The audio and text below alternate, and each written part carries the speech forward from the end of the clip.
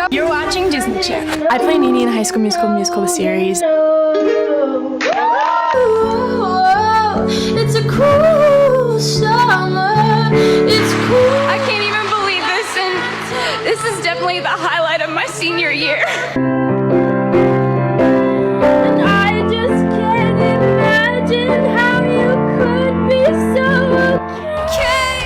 Know that I'm gone. This is my biggest dream come true. Thank you so much. She thinks it's special, but it's only a sign. So I'll be telling mine. And it's cool if you want me to play the bad guy. Death threats filling up semi trucks. It's brutal out here. Singer-songwriter and actress Olivia Rodrigo would become a worldwide phenomenon with her debut single, Driver's License. The pop ballad would become the most streamed song on Spotify of 2021, and her album, Sour, becoming the most streamed album of that year. Olivia would quickly go from writing songs in her bedroom during quarantine and sharing them on social media, along with fangirling over her favorite artists, to becoming contemporaries with those artists and even beating them out for awards and streaming records. Driver's License would become beloved by critics and fans alike, feeling her songwriting captured the essence and pain of teenage heartbreak.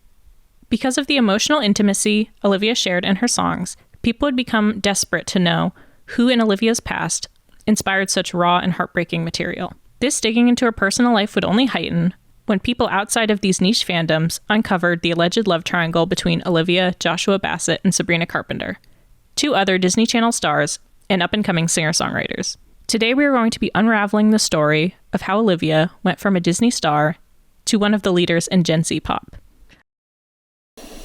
I just wanted to say a quick thank you to everyone who watched my Taylor Swift video. I just made it because, I feel like my friends and family are tired of me talking about Taylor Swift, so it was just a fun little project for myself, and I didn't really think anyone would watch it, but it has 300,000 views now, which is low-key a little embarrassing, but I'm also proud of it.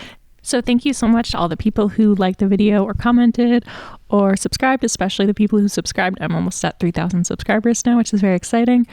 And I know many people are looking forward to a part 2 of that video, and it's definitely in the works, but I decided for this video I wanted to try and make it about a different subject, Olivia Rodrigo. Yes, I did record this entire video before her album came out, but it's done now, and I'll say this video maybe gives less of a video essay vibe and more of your friend reading you Olivia Rodrigo's Wikipedia page vibe, and then I click on the links, and then I read you those links, but I always loop back. It always loops back to Olivia. Olivia Isabel Rodrigo was born February 20th, 2003 in Murrieta, California. She is the only child of Jennifer, a school teacher, and Christopher, a therapist. She's very close to her parents and describes them as BFFs. Jennifer is German and Irish, while Christopher is Filipino. While working on the Disney Channel, Olivia would do a special about her heritage for Asian Pacific American Heritage Month in May 2007. I'm part Filipina. On my dad's side of the family, my Filipino heritage comes from my great-grandfather. He came on a boat from the Philippines when he was just a teenager. After this special would air, Olivia would say, "I've never been to the Philippines, but I really, really want to. We have extended family there, but I've never met them. That's on my bucket list, definitely." When we were doing the Asian and Pacific Islander video, my whole family chipped in. They sent me pictures for the video. I learned so much about it through my family. The video totally taught me a lot. It's important to know your culture. Talking about it with them was really informative. Okay. And after receiving more success and recognition, she would say about her heritage, "I sometimes get DMs from little girls like, 'I've never seen someone who looked like me in your position.' And I'm literally going to cry, just thinking about it. I feel like I grew up never seeing that. Also, it was always pop star, that's a white girl. It's hard for anyone to grow up in this media where it feels like if you don't have European features and blonde hair and blue eyes, you're not traditionally pretty. I think representation is all about adding. I don't think it's taking away from anyone." Her favorite song when she was a child, which she would describe as her first favorite song, is Picture to Burn by Taylor Swift. And she would feel she shouldn't sing stupid in the song because it was a bad word when she was a kid. Just another picture to burn. She grew up very non-rebellious and remembers the most rebellious thing she did was when she was in 3rd grade. She used her parents' money to buy a hot lunch without getting approval from her parents first. When Olivia was 5, her parents signed her up for voice lessons with Jennifer Dustman, who began enrolling her in singing competitions. Jennifer would say about Olivia, she needed to be on stage. She was thoroughbred when she was little. She needed a lot of stimulation, musical or otherwise. And Olivia would say about this time, I was so dramatic. There are videos of me on YouTube singing, and I was so into it. I acted out everything, and I'm so performative. People always told my mom, you need to put her into acting lessons. Behavior. How can I trust someone who's lying to me? So let's go now. Jennifer also encouraged Olivia to start acting, and her family would begin driving her 90 minutes for auditions, and she remembers auditioning at around age 9. She would audition for shows like Parenthood, and her first gig would be a Old Navy commercial. When she was 9, her dad also forced her to play piano, although she didn't enjoy it. She would say, I took piano lessons for a long time as a kid, but I am the worst pupil. I never practiced, and I ended up making my own songs. Kind of worked out though now because songwriting is one of my passions. Around this age, she would also be introduced to collecting vinyls. She would say, I think my first vinyl was Taylor Swift's Red, and my second one is Lord's Pure Heroin. I always say that it was my first because it's my favorite record of all time. Olivia would also go thrifting with her mom and pick up random vinyls like Carole King and Pat Benatar. Some of her musical inspirations at this time were The Killers, Avril Lavigne, Jack White, Casey Musgraves, and Fiona Apple. The first song she would recall writing is called Superman, which is about her being independent and not needing a man to save her. I don't need no Superman to come and save me, to come and teach me lessons, because I'm a human being and I can clean up my own messes. I don't know. It's very empowered. When looking back on when she first started to write songs, she would say, I've been songwriting for a long time. When I was little, I would fill my notebook with different lyrics and songs that I never really ended up using. When I was 9 years old, my dad forced me to take piano lessons, and I hated every minute of it, but I'm so grateful I have that skill now. I think when I was 13 or 14, I started to write more seriously, and now it's my favorite thing ever. At age 12, in 2015, Olivia would get her first big break in Grace Stirrup Success, an American Girl movie. My first real acting gig was a movie called American Girl, Grace Stirs Up Success. I can't believe I did it. You have no idea. My entire childhood was American Girl dolls. I used to make American Girl doll stop-motion movies with my friends. I would spend hours upon hours making dollhouses and making stuff for my dolls. I had these crazy clothes. I was obsessed. I still find it funny I got to be an American Girl doll for a while. We filmed in Europe, and it was a crazy whirlwind experience. My first real job and my first time out of the country. It was amazing, and definitely something I will never forget. I would say that was the time I realized I could do this as a job. Shortly after filming the American Girl movie, Olivia would get cast in Paige and Frankie. UCLA grad Josh Lerman and his writing partner he met at the Gersh talent agency, Kyle Stignia, would be accepted into the Disney Channel Storytellers program. After initial struggles, they decided they wanted to develop a musical show, and by the end of the 20-week program, Disney Channel approved the pilot of Paige and Frankie. Eric Friedman, who had previously executive produced the Disney Channel show Austin and Ally, knew he wanted to produce Paige and Frankie minutes into watching the pilot.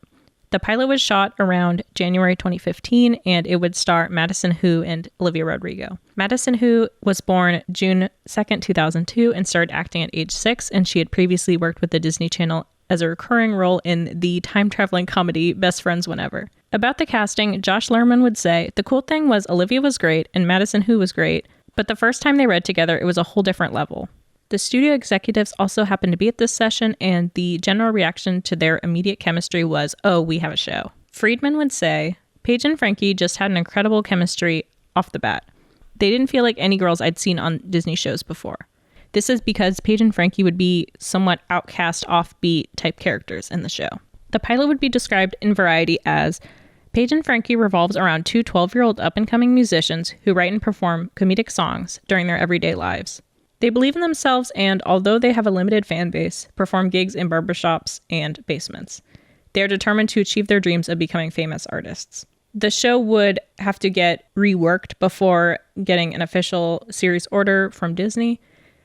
The co-creators would say, we had these girls who played comedy shows which really worked, but we just put them in a more exciting, more current setting, which is Vugal, our version of YouTube. That world is really relevant right now. So they would rework Paige and Frankie into bizzardvarks, and the series would be greenlit in October 2015. And this is actually the only show to come out of the Disney Channel Storyteller program, and it was possibly ended in 2016. This reworking of the show would transform it into what I kind of considered at the time as an iCarly ripoff. It is kind of different as Paige and Frankie are more like vloggers than what they were doing on iCarly, but the show would now be described as Bizzardvark revolves around two 13-year-old best friends, Paige and Frankie, who write funny songs and create music videos for their online channel titled Bizzardvark, which has 10,000 subscribers. The amateur musicians get to work from a creative studio space that they hope will take their videos to the next level.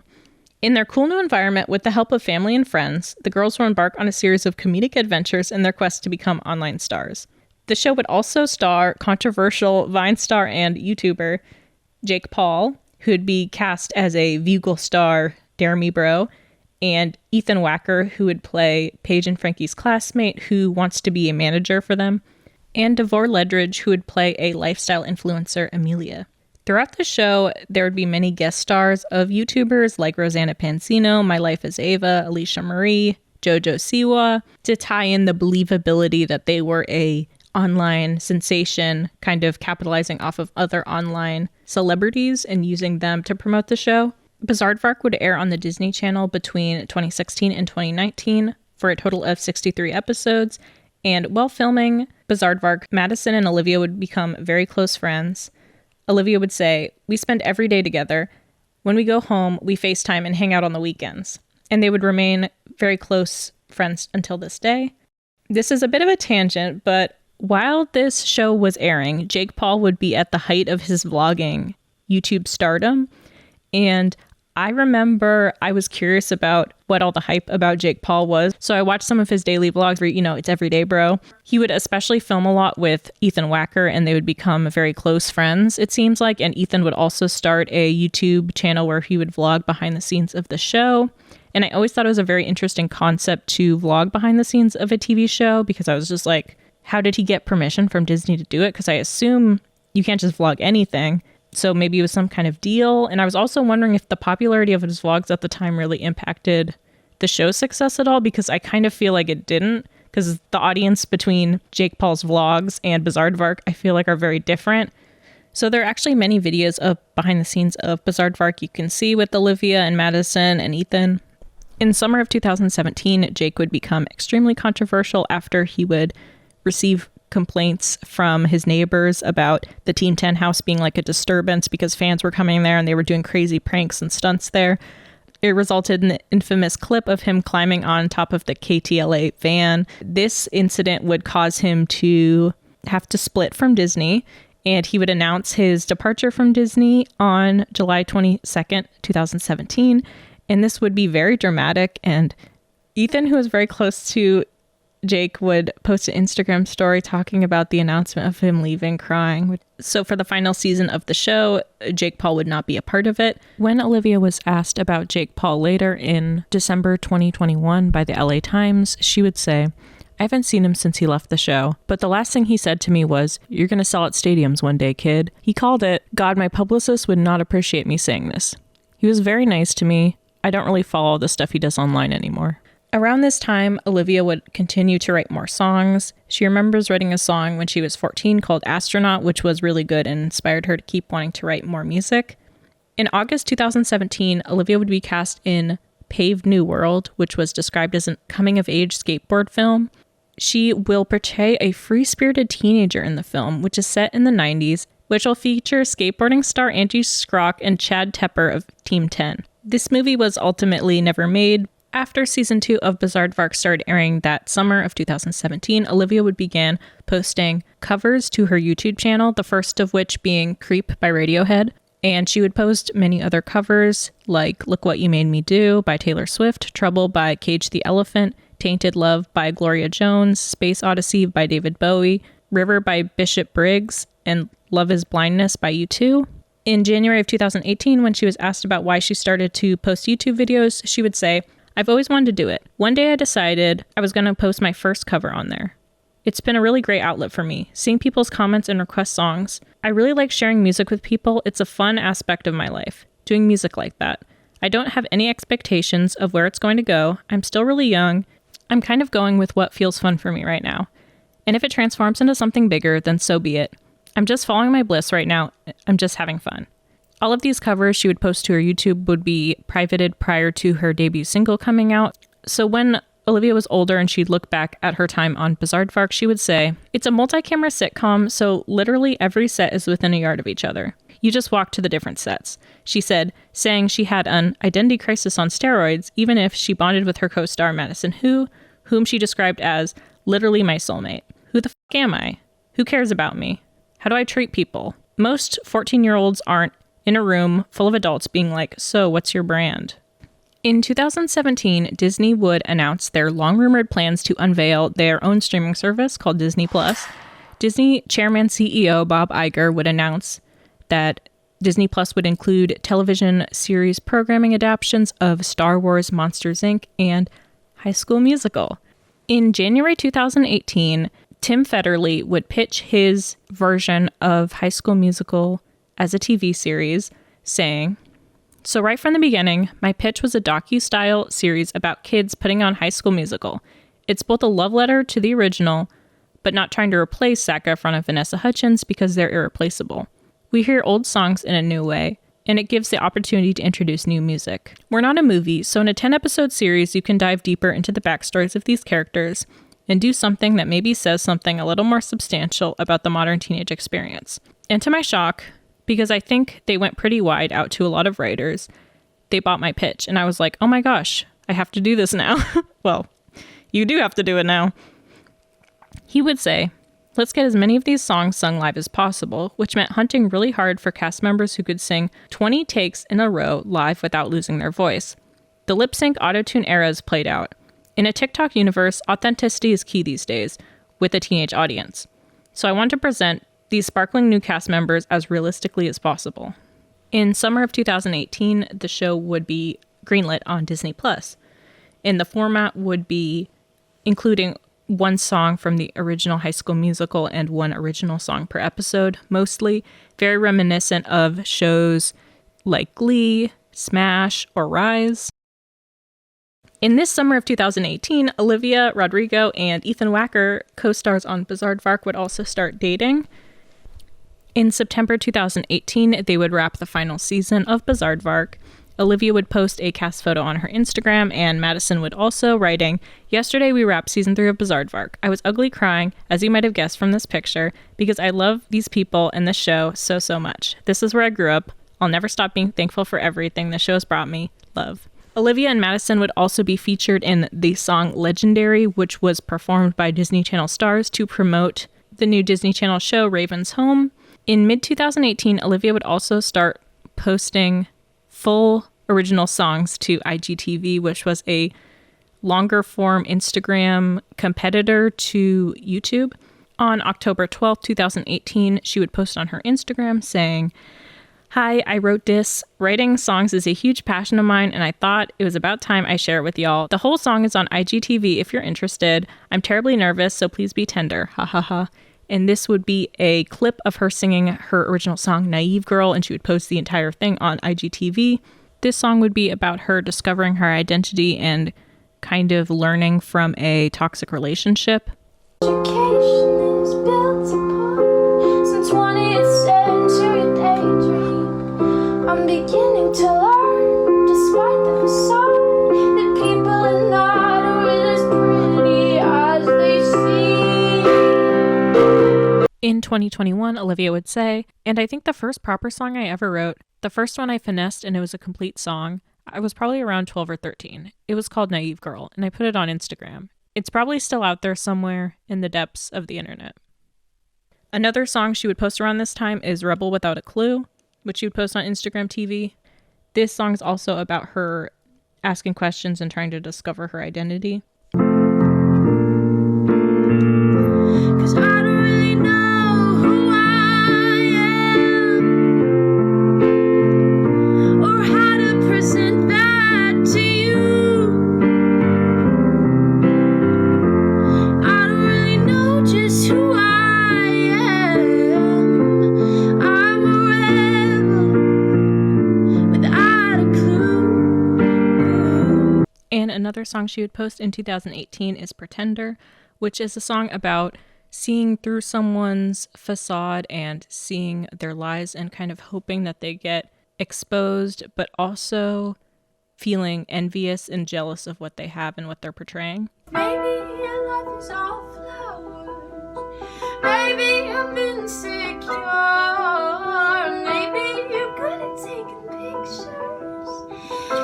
You're a pretender.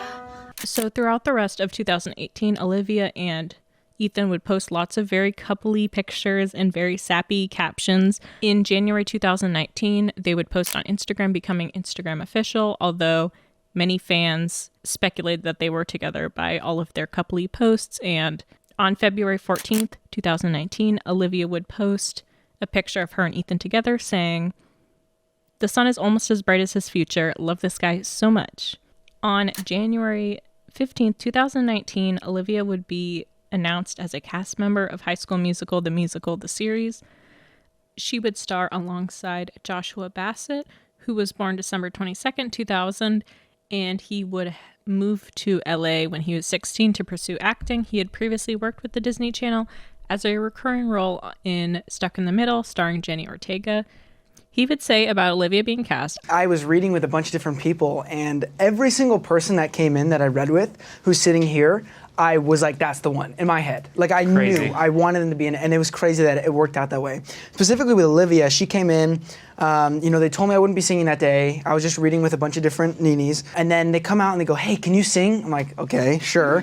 And like, do you want to just do it a cappella? I was like, I think somebody has a guitar. So I ran out to the waiting room to one of the other neenies, and I was like, yo, can I borrow your guitar real quick? She gives me the guitar, I go with her, we spend 2 minutes in like one of the offices in the Disney Channel building. We put together a rendition of Count on Me by Bruno Mars. She nailed the harmonies. We run inside, do it for all of Disney, and from then on, it just clicked. in a different interview while auditioning with Olivia, he would say, "It was obvious, in my opinion, that she was the perfect one for it. I think people can tell when you watch the show, it was just an instant sort of connection." They would start production February 2019. Olivia would play Nini in the show. She would say, she's kind of a theater kid, and just growing up and being a teenage girl, taking her SATs, dealing with boy problems, and all of the issues that I'm pretty familiar with too. So it's been really fun to play her on screen. I'm just such a big fan of the original High School Musical movies. I think my entire generation kind of grew up on these films. I just remember having Troy and Gabriella Barbie dolls and High School Musical t-shirts, and I would sing all of the songs. So it's really full circle that I get to do this. Soon after moving to Salt Lake City, Olivia would celebrate her 16th birthday with the cast of High School Musical, the series, and they would go roller skating and play Lorde songs. Throughout filming season 1 of High School Musical, she was very active on social media along with the rest of the cast, who are obviously very excited about being cast in such a anticipated Disney project, and she would be very close with her cast members, specifically posting a lot about Joshua Bassett and Sophia Wiley.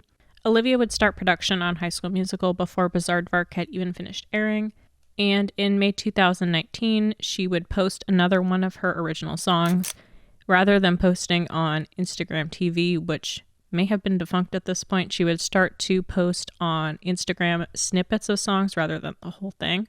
She would say, "Been thinking a lot lately about people's perception of me. It's really frustrating for me not to be able to convey all my little intricacies to people right away, especially when it comes to social media. Wrote this song last night to say hello, and it's nice to meet you."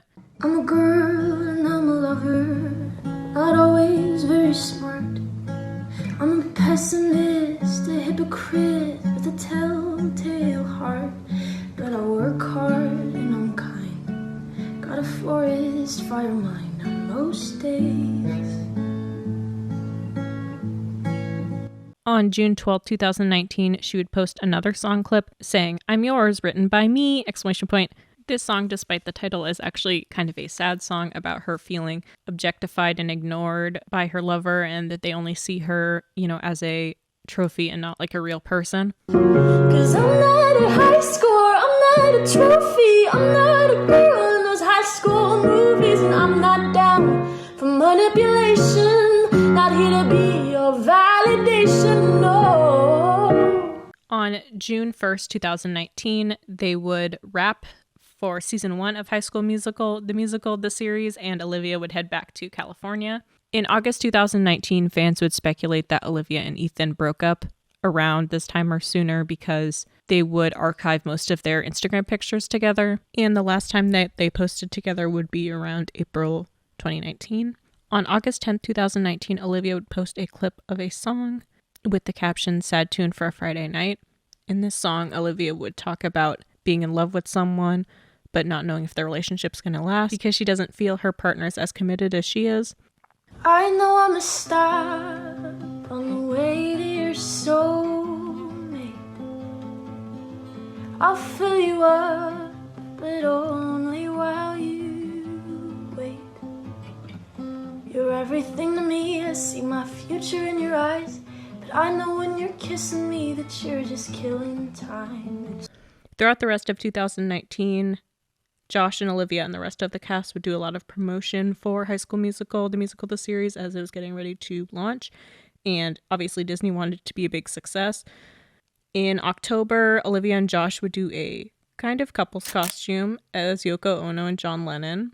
I think around this time, a lot of High School Musical fans, which is kind of funny because this is actually before the show even aired, but I think people began following the cast once they were announced and following the production of the show. Ahead of High School Musical, the series premiering, Disney would actually renew it for a second season in October 2019. On Christmas of 2019, Olivia would post, "Merry Christmas, y'all. I wrote this song when I was 6, and I honestly think it's my best work. Mariah Carey's not gonna know it hit her. Enjoy, LOL," which would be a Christmas song she wrote when she was 6, and she would post a snippet of it. Red and green is a Christmas queen. Make the holiday special to me. Oh, see the dancing gingerbread dance in your head. Wait for the bells. On October 19th, 2019, Olivia would post another song to her Instagram, and this song is about young love and hoping it will last. Traffic's at a standstill, it's LA, what you expect? We're listening to Zeppelin, you're kissing my neck. You cradle me in your arms in the dark, in the back. We're looking at the stars, the moon's lit, Cheshire Cat. Around this time, she would also do a shoot with Euphoria Zine, and she would talk about High School Musical and her musical career. I love storytelling more than anything. Portraying characters' journeys or personal experiences through film or song is unbelievably fun and fulfilling. I think the hardest part for me is giving vulnerable performances, knowing it will be seen by other people. The fact that people other than my friends and family are seeing my deeply personal song lyrics or watching me cry about something meaningful to me is scary. But I also think that vulnerability is what makes creation so important. When asked about what 5 albums she can't live without, she would say, "Pure Heroine is the most meaningful album to me. It was the first piece of music I remember seeing myself in. I also love Elephant by the White Stripes, Return of Saturn by No Doubt, Stranger in the Alps by Phoebe Bridgers, and Tidal by Fiona Apple." And she would also talk about her love for Twilight and talk about her working with Disney, saying, "Working for Disney is an incredible way to grow up, though very unorthodox. I am so lucky to be surrounded by the most supportive coworkers. People at Disney really treat you as you're part of a large family, which in an industry that could be full of comparison, rejection, and jealousy is really special." From November 2019 to January 2020, High School Musical, the series season 1 would air. And we're going to take a little intermission from Olivia's story to talk about it. This is kind of just because I watched High School Musical, the series, like 15 times while working on this video. So I thought it'd be fun to insert and kind of experiment with movie or TV show review formats. And I also think this show is very interesting because of the way it kind of mirrors Olivia's life, or maybe Olivia's life mirrors the show. And this is kind of why I think people think that facts about her love life are made up for PR. And I think we can't make a conclusion on that without talking about both the real life portrayal in the media and then the show portrayal and people mixing up the two. So High School Musical, the series, is set in a universe where they're going to the high school, East High, where High School Musical was shot. They are also in a world where High School Musical is a movie that they have seen and grown up with and appreciate and love. So that's the context you need for the show, because I feel like it's going to be confusing. Like, they're not in the world with Troy and Gabriella. They're in a different universe. So the show starts off with Nini, and she's celebrating her 1-year anniversary with her boyfriend, Ricky. And she sings him a song, I Think I Kind of You Know. And like Tim Federle was saying, they sung these performances live. So he would say, in the first episode, when Nini, Olivia Rodrigo, picks up the ukulele and sings, I think I kinda, that was her first day on set. It was our first time doing a song live, which I had worked pretty hard to convince Disney to give me the shot to let the cast sing live, because it's a less traditional way of controlling the final product. So I was thrilled, first of all, that the song resonated the way it did, and that Olivia knocked it out of the park, but also that the song is kind of molded off of Anna Kendrick's Cup song from Pitch Perfect in terms of how I wanted it to feel, aspirational but achievable. And it's been so joyful to watch people post so many covers of that song, because I think that's what's different about today. Then, 13 years ago when the movie first came out, which is you too can post a song from your bedroom singing on the ukulele. So that part was really fun. So in this song, Nini would confess her love to Ricky. Guess I'm saying I don't not love you. And he would just go, oh. And he would kind of awkwardly break up with her as she was leaving for musical theater camp, and he was like, we should take a pause. She was kind of like, okay, we're broken up, but he was thinking of it as a pause. And then we kind of jump forward, and they're back at school for the first day, and Ricky's ready to get back with Nini, being like, our break's over, I love you, whatever. Nini's with a new guy, EJ, who she met at theater camp, who was like the leading man. He's a jock, he plays water polo, he does theater, he does it all. They get a new theater teacher, Miss Jen, and she announces that she wants to stage a production of High School Musical, the musical for the kids, because they went to East High, the high school where High School Musical was shot in real life and in their universe, which is kind of confusing. That's why it's kind of meta. Ricky wants to audition to High School Musical to win her back. And like Olivia is in real life, Nini's character is a songwriter and she's too shy to share what she's written about. So Nini wants to audition for the lead, Gabrielle, in the musical, because when she was at theater camp, she went on for the lead because she was the understudy and the lead got sick. So she is feeling more confident now in her skills, and she wants to perform as Gabriella. And how about we have you read for Kelsey? Gabriella. I want to audition for Gabriella. She auditions, and while she's singing the start of something new, like the lights go out, and then like there's this kind of weird tension where EJ and Ricky both like shine their phone flashlights as a spotlight, and they're like kind of eyeing each other, kind of like fighting over her, which is kind of weird, but it's kind of funny. The start of something new. Then Ricky says he prepared his original song, and then he breaks out the guitar and starts singing, I think I kinda, in front of everyone and Nini. And she's like mad about it. She's not feeling his display of affection here, because she's like, I'm with EJ now. You're being crazy. Why are you singing the song that you broke up with me after I sung? Which is crazy. He's being weird. So Nini yells at Ricky and she's like, why are you even auditioning for the musical? You don't even care about musicals. And surprise, she gets cast as Gabriella. But Ricky gets cast as Troy. Now they have to play opposites of each other, even though they're fighting. The drama. So they start rehearsing for High School Musical. We meet the cast of fun characters. I do love all the side characters in this show, but I'm not going to be talking about them in this video because I'm just going to focus on Nini, because if I talk about the whole show, it's going to take forever. So I'm just talking about Nini's storyline and a little bit of Ricky's when it has to do with Nini's storyline.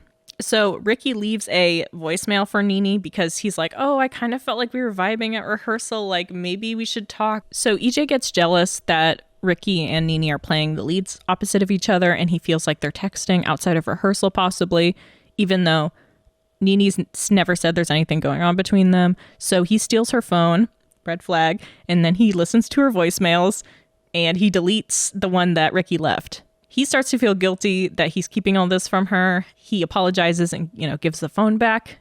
While apologizing to her, he also reveals to her that he poisoned the lead of the show at the summer camp so she could perform as the understudy, which I feel like the show kind of glosses over the fact that EJ did this, and it's kind of crazy. I mean, he didn't poison her like with poison. He gave her like bad food on purpose. Nini gets mad and it causes a lot of tension in rehearsal and they fight. So Nini sings a song, All I Want, about her two failed relationships with Ricky and with EJ. So this would be a huge moment for Olivia because she would get to write the song that her character sings in the show. She would explain. I wrote a song on my Instagram like maybe 6 months ago, and I posted it. The Disney Plus executive sent it to our producers and said, we want a ballad for Nini, and we want it to be like this song that Olivia wrote. And so our showrunner was like, well, why would we have somebody else write a song that you want to sound like a Olivia Rodrigo song? So he's just like, let's skip the middleman and have Olivia write it. I wrote this song by myself, which was really cool that they let me do that. I feel like Nini and I share so many experiences that I was kind of just like writing as Olivia and also as Nini, which was really great. It was a great exercise as an actor and a songwriter to get to write this song. She would also say, so I've been writing for forever, but this was the first kind of experience writing something that I knew would be heard, which was kind of an interesting thing. I was kind of in my head a lot writing, and I'm like, oh, what if people like it? But I think you just have to remember that you come from a place of truth and authenticity. So that's what I tried to do with the song. But it was a really new experience writing something for this huge show. And for all these great people in this project that I feel are super passionate about it. She would post the day the song came out. Hi, I'm kind of freaking out right now because people let me write a song that means the world to me for a show that means the world to me. And it's out now. I feel like I wrote it forever ago, but as I find myself growing, the song grows with me. I hope you all find meaning in it as I have. Go stream All I Want. Also, it's in episode 4 on Friday and Disney Plus. I think that's everything I need to say. I'm sorry, I'm just really excited right now. Please help. And Joshua Bassett would say about All I Want. Olivia wrote All I Want for episode 4, and she, I don't know the order of who she showed it to, but I believe I heard I was one of the first people to hear it. Like she showed her mom, and then she showed me. And I remember her saying something, I'm kind of exposing her now, but she said something like, oh God, it's terrible. I'm going to start from scratch. And I was like, what are you talking about? You're going to start from scratch. I was like, no, this is perfect. I was like, what are you talking? This is incredible. I was like blown away. And she's like, I don't know. And I'm like, I'm telling you right now, this is incredible. And of course, it's like the #1 song of the show. It's like a massive hit. I'm like, of course it's a massive hit. I knew that from the time you played it. I can't imagine a world in which she was like, I'm going to start from scratch. And just gone. I mean, I'm sure she would have written another incredible song, but I knew right then and there. So All I Want would end up being the most successful song of the show and be a big breakout song for Olivia. And they would even make a music video for the song. While the showrunner Tim Federle would say, Olivia wrote this emotional, in-depth song in just 3 days while filming the series and going to school. She has shown strength not only as a composer and a performer, but also a modern young woman who has brilliantly channeled what the Nini character is going through as she takes control of her own narrative. The song would also go viral on TikTok, and Olivia would say about it, I didn't have TikTok at the time. I was like, what is this thing? Why are people making stuff that's a few seconds long? But that song is how Interscope found me. It's basically about Nini and kind of her boy troubles. She just found out that EJ really betrayed her and did something really untrustworthy. So she's kind of grappling with that. And also looking back at her relationship with Ricky, I think it's a very relatable concept, at least for me. And he's perfect on paper, but he's lying to my face. Does he think that I'm the kind of girl who needs to be saved? So heartbroken over what happened with EJ, Nini doesn't want to go to the school dance, so she ends up having a girls' night with Courtney, her best friend, and Miss Jen. They kind of give her a pep talk all night, and they sing a empowering song, Born to be Brave. Olivia would say about filming Born to be Brave, we had just done this magnificent dance number, and it was a night shoot, and we're on location. Doing a shoot on location is always fun. It feels really exciting. A bunch of people came to watch, and it was their day off, but they came just to support us, which really speaks to the character of the people that are on our show. We wrapped at midnight, and after that, we all went to get pancakes at 2 a.m. And we just ran around the parking lot, just like total teenagers, just living our best lives. This experience is something that I wouldn't trade for the world. Some of my best memories and closest friends are because of this show. So Nini also reconciles a little bit with Gina, who she's kind of been beefing with because they're both fighting over the role of Gabriella, and Gina's also kind of trying to get with Ricky to make Nini quit the show, I think is her plan, but it's kind of a confusing plan. I had a vague idea that Nini was gonna be with Courtney, see me with EJ, and then I don't know, just get so fed up with all the drama that she just quit the show or something. And Ashlyn, one of the other cast members of the musical, encourages Nini to write a song for herself. And as she's dealing with, her complicated feelings about Ricky and about EJ.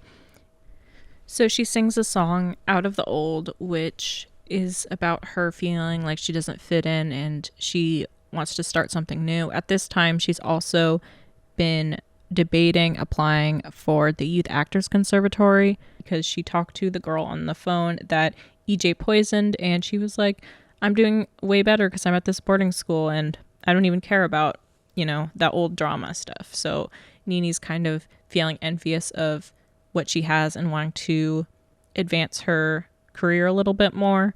So Nini decides to apply to this performing arts school. Nini and Ricky began to bond together while rehearsing for the musical, and they're reminiscing about the times that they were together because they were together for a year and they almost kiss, but they're interrupted.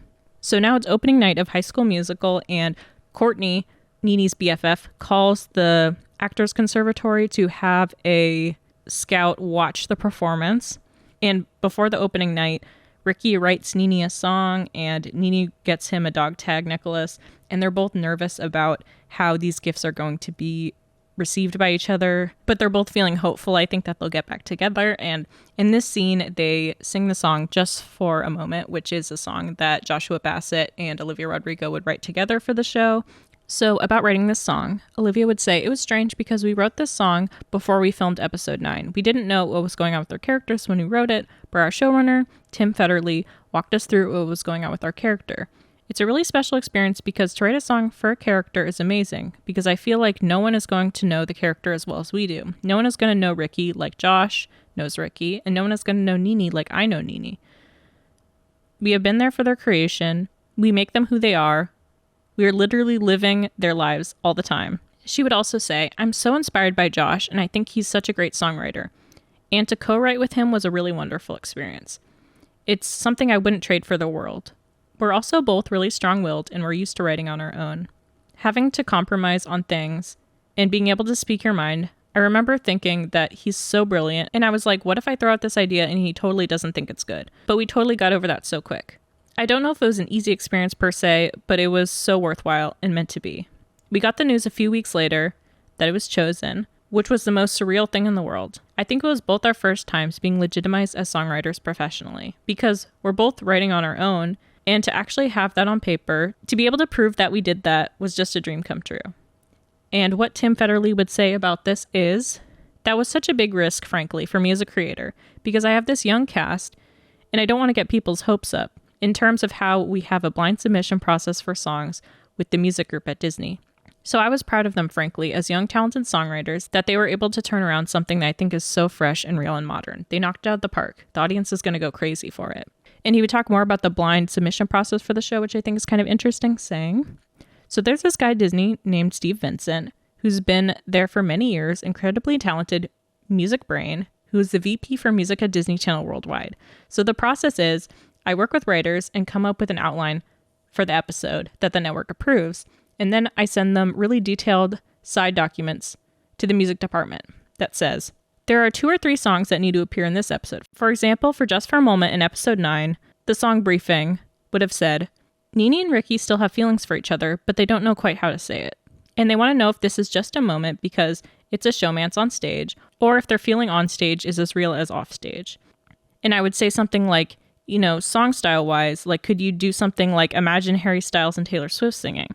And then this visual, what I see happening, that it's going to play over action of Ricky and Nini preparing for the show, but they keep catching glances at each other, and that it should ultimately work as a pop song that lives outside the show, so not saying the words Ricky or Nini.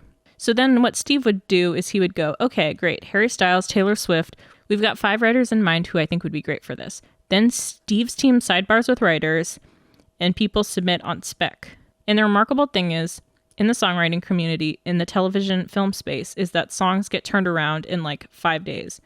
And coming from the Broadway world in New York, where you're working on a Broadway musical for like 7 years before it makes it to Broadway, I was blown away. But anyway, in the end, we get 3 or 4 songs, including Josh and Olivia's, those sung by other people as a demo, so they won't give themselves away, and unanimously all chose theirs. Occasionally, there will be a song that is so perfectly suited for one person that I think Steve will just go right to that songwriting team. But genuinely, it's a blind submission process. After the song would come out, Olivia would say, I remember the day that we found out that they chose the song and that it was going to be in the show. We celebrated and we went to In-N-Out, and I couldn't drive actually. I was 16, but I didn't have my permit, and so he took me in his car and we drove around the In-N-Out parking lot, and that was my first time driving, so I'll always remember that. And when the song came out, she would also post on Instagram, Joshy and I wrote a song for hsmtmts, and it's out now. Still in disbelief that I got the chance to write for this amazing show, and I got to do it with the most talented songwriter I know. Go stream Just for a Moment now, or listen to it in Friday's episode on Disney+. They would sing the song right before the show, catching glances at each other, being like, oh, is this time? Should we confess? But then they go on stage, and it's time. And Nini gets really nervous because she finds out that someone from the performing arts school has come to watch her, and she needs to get her head in the game. Ricky also kind of loses his momentum because he sees his mom in the audience with her new boyfriend, which I think Ricky's mom is awful in this show. She is awful.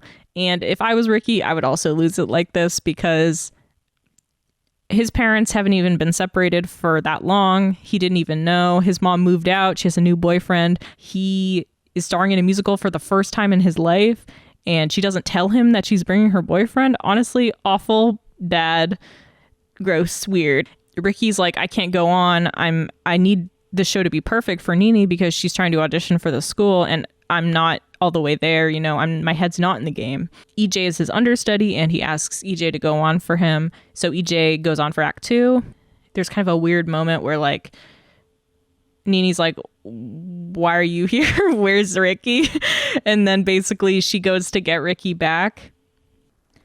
And then they perform the rest of the show together and the start of something new and all that. And it ends up being okay. And then after the show, Nini and Ricky have a heart-to-heart. And Ricky is finally able to say, I love you to Nini. I love you. And what's interesting about this scene is it was actually unscripted for Ricky to say, I love you to Nini. Well, that's not really true. It was unscripted to Olivia Rodrigo, but Joshua knew it was going to happen. So in the script, he was supposed to say, I don't not love you, which is what Nini wrote in the song to him in the first episode. But right before the scene, Tim Federle told Josh that he should say, I love you for real, and then improv it a little bit. So about the scene, Joshua would say, it's an actor's dream and an actor's nightmare at the same time. It's funny because Joshua was nervous. He's talking about himself in the third person here, which is kind of weird. But then he says, and the character Ricky happens to be nervous about what he's going to say too, so it played really well. It was the most powerful feeling in the world. When you don't even have to think, it just comes through you. It was a magical moment. And Olivia would say, he said, remember that one time we wrote a song and we didn't know if anyone was going to like it. That one made me cry because I remembered sharing those memories with him. And I love him so much. He's my best friend, so that made the acting really authentic and really truthful. It was like I wasn't acting. Joshua would also say every single time I would change it to something else specific to her and I. And getting a reaction out of it was the best thing in the world. If this story is real, is downright adorable, but part of me does think it's just promotion for High School Musical, the show, and hyping up the showmance between the two leads, because that's always a great selling point for shows. This interview was framed like, oh, what's the future of Ricky and Nini's relationship? So a lot of people took this interview as them kind of confirming that they're in a relationship. But ultimately, it's hard to say because they've never really outright said it. So I'm kind of giving them the benefit of the doubt, I guess, that maybe their songs aren't about each other, even though I feel like it's obvious, but I just want to be open to the idea that it might not be about each other. So after Ricky confesses his love, him and Nini kiss, and then after, Nini finds out that she is offered a spot in her acting school of her dreams. But Ricky doesn't know, and that's kind of where the cliffhanger of season 1 is. When the season finale would premiere, Olivia would post on her Instagram, season finale today. I'm way too emotional to type out a paragraph about how much this show means to me, so instead I'm putting together some of my favorite High School Musical, the series memories. Hope you enjoy, LOL. This show has changed my life in every possible way. Wildcats forever. She would make a website around this time, and her website bio would read, Olivia Rodrigo is a soulful artist with a rare gift for emotional and empathetic songwriting. I think I'm good at knowing how people feel, how I feel, and being able to capture that. the Los Angeles singer-songwriter-actor shares. Her keen sense for conveying feeling has served her well thus far. Olivia is the star of High School Musical, the series, streaming on Disney+, and her songwriting debut, All I Want, performed by her character on the show, is a breakout hit from season 1, recently attaining gold status in the US and Canada. And they would include a quote from her saying, "Writing for High School Musical was surreal to say the least. The fact that they gave a 16-year-old a shot to write for a big project is so awesome. I think the perspective of a teenage girl is so powerful and something that doesn't always get harnessed in its full capacity too." Olivia exudes an intriguing paradox of being both exuberantly youthful and sagely an old soul. She seeks authenticity and bold expression in her music. My favorite songs are brutally honest and give a vivid look into artists' life and mind. And honest storytelling is my ultimate goal. A select cross-section of her influences include artists as diverse as Fiona Apple, Jack White, PJ Harvey, and Phoebe Bridgers. After filming season 1 of the show, Olivia would do an interview about filming the second season, saying, "I'm so excited to go back to Salt Lake. We've been texting the whole cast. We're one big, happy family. We get to go back to summer camp, essentially, and hang out with our best pals every day. I'm looking forward to that. Season 2, I think, is going to be a whole lot of drama. I'm really excited to read the script. I think I'm going to grow a lot as an actor and a musician. I know I did in season 1. If season 2 is half as good as season 1, I'm going to be in it for the ride of a lifetime." On January 13th, 2020, Olivia would post a snippet of Happier on her Instagram. She looks kind. She probably gives you butterflies. I hope you're happy, but not like how you were with me. I'm selfish, I know. I can't let you go.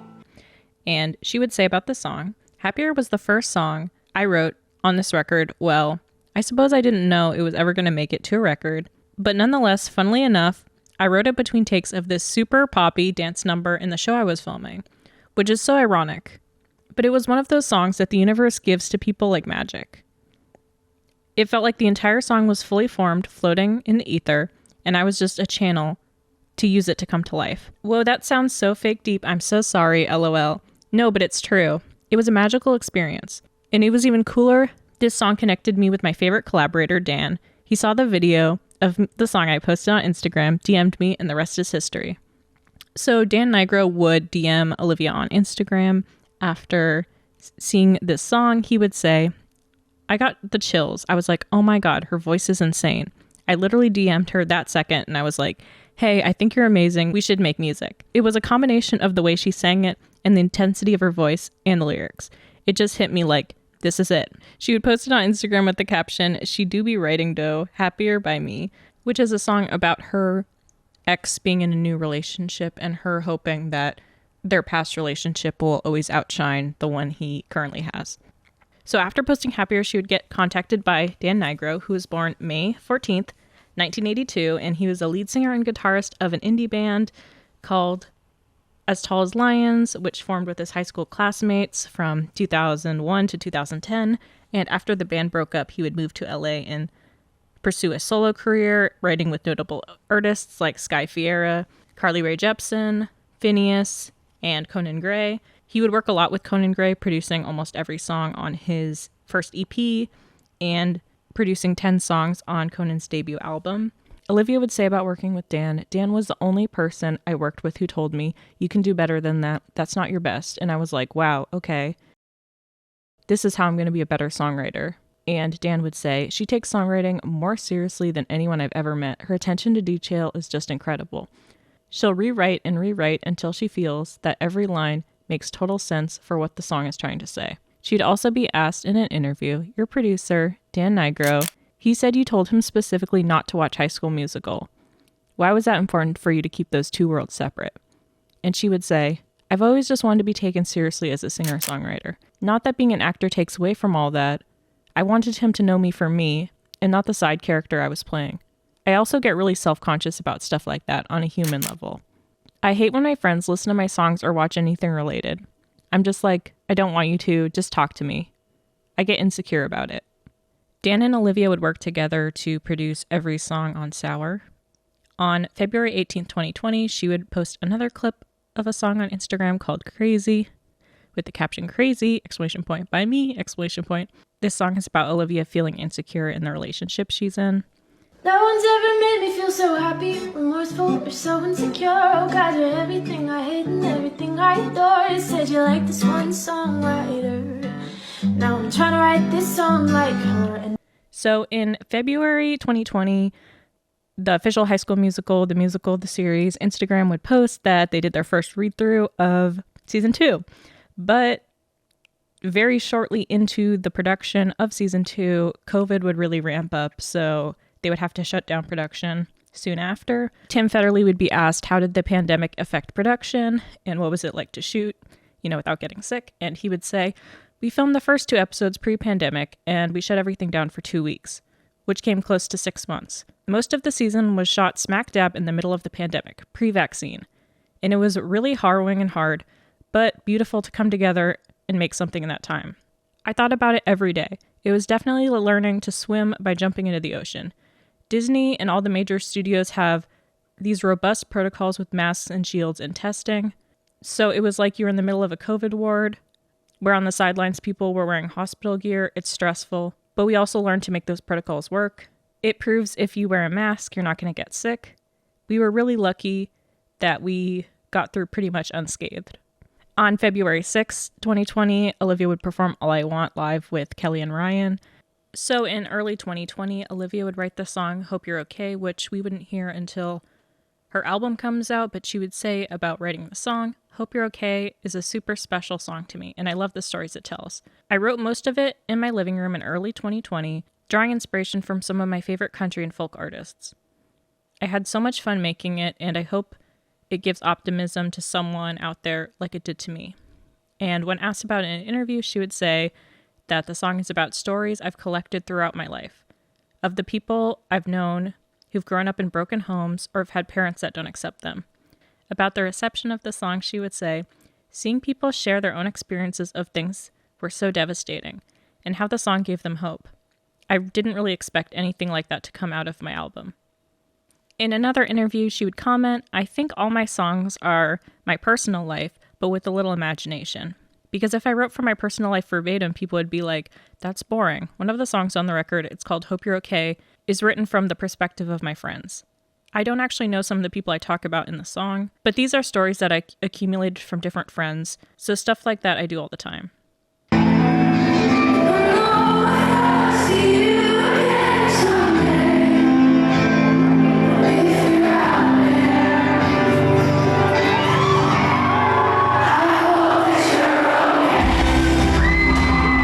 Olivia would say she met with Dan Nigro and Interscope Records the same day, the day before the pandemic shut everything down.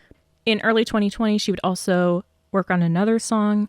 She would say that this is the first song that she worked on with Dan, so I assume it was shortly after they met, which is shown in Olivia's documentary, Driving Home to You, and he plays a snippet of it and says that it was the first song they recorded together, and Olivia's like, oh, I was so sad when I worked on this song. It's so sad.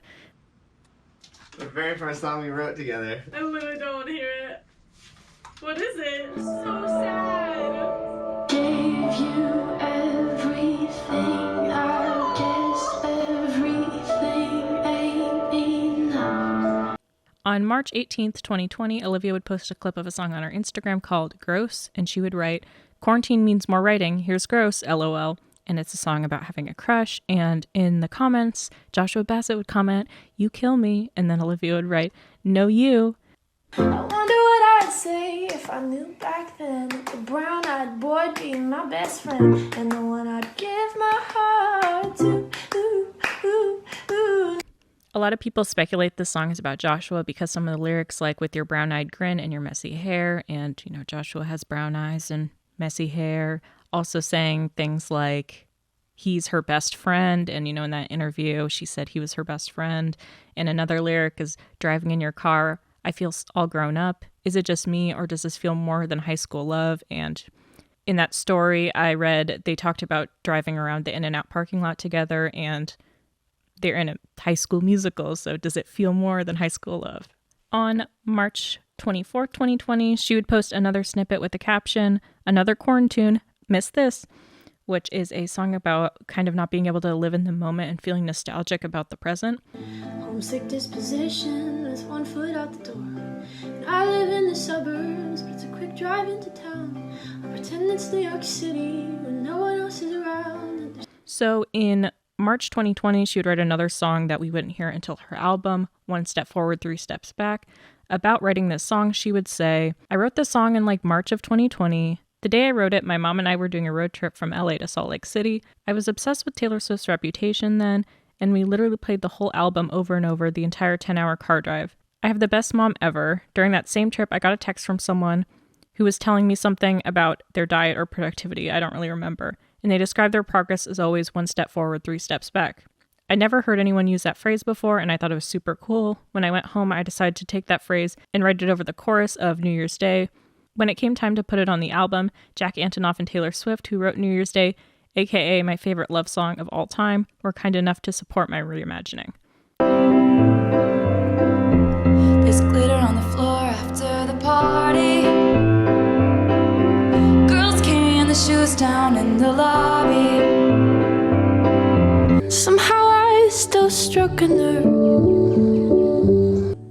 It's a really tough thing to feel like you're walking on eggshells around someone who you just want, validation and love and support from. You feel like you can never really settle into that feeling of being loved and accepted. And in her documentary, Driving Home to You, she would say that she wrote this song the day before she was broken up with.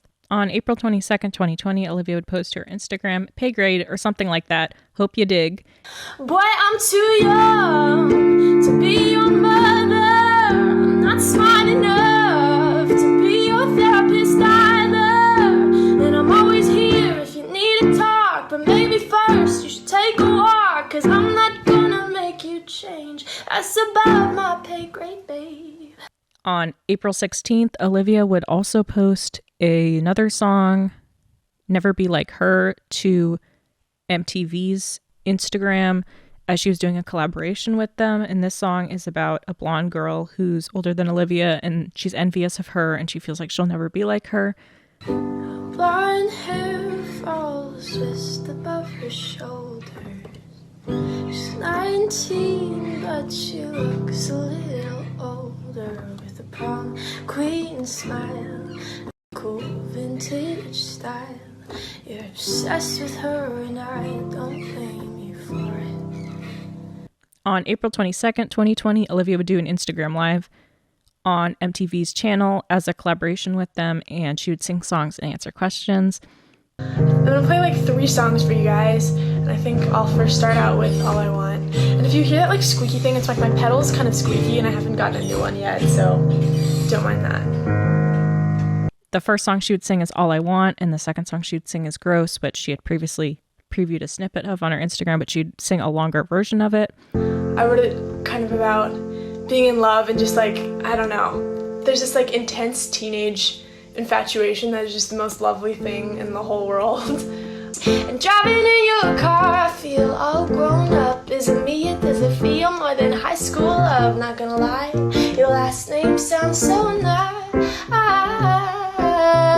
I love when you complain about things like traffic. Love when you're tired, baby, I like all of it.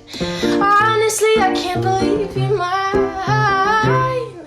In this live, she would talk about how her life's been going since quarantine, because she's been writing every day, and she would also shout out some of the music she's been listening to, like Kid Crow by Conan Gray, Fiona Apple's Fetch the Bolt Cutters, and Lover by Taylor Swift. And she would end the live by singing a song off of Lover, Cruel Summer.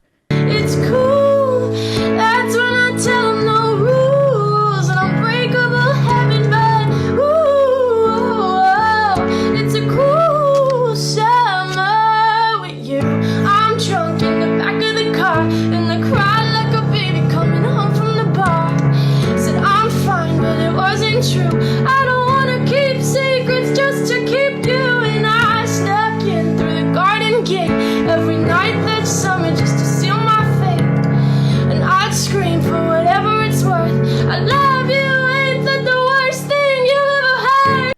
And soon after, Taylor Swift would actually repost Olivia's cover of Cruel Summer to her own Instagram with the caption, "The Talent." And as a huge Swiftie, Olivia would fangirl over this and be happy that Taylor posted her cover and was appreciative of her cover. She would say in all caps, "Taylor Swift is the reason I write songs," and she posted me on her story. And she told me I was talented. When is Ashton Kutcher going to jump out of the bushes with a camera crew?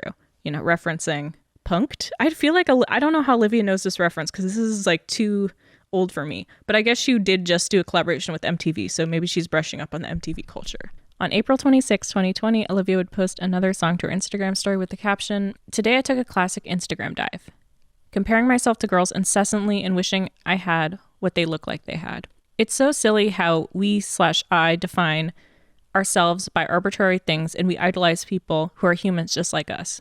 Anyway, I wrote this song today about the tendency I have to go down this self-sabotaging hole, and now I'm posting it on Instagram because I love irony. If you're reading this, please know your value is so inherent.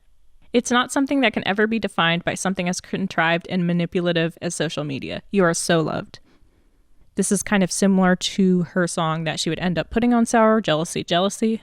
21st century girls are perfect, and I know it isn't real, it's so stupid, but digital love, it still feels real to me. She looks like an angel, it's what they'll believe. On May 8th, 2020, Olivia would do an Instagram live with Quarantine Parties with Us, and she would sing Apocalyptic Crush on this Instagram live, which is a song about a girl flirting with her boyfriend and Olivia eagerly awaiting her downfall. You think he thinks you're pretty, I can guarantee he does not. I know you see me, do you think that you can win this game? I almost think you're so attractive when you're playing dumb. The only thing you're showing him is how desperate you've become. I hope you trip over the boundaries that you've stepped right over.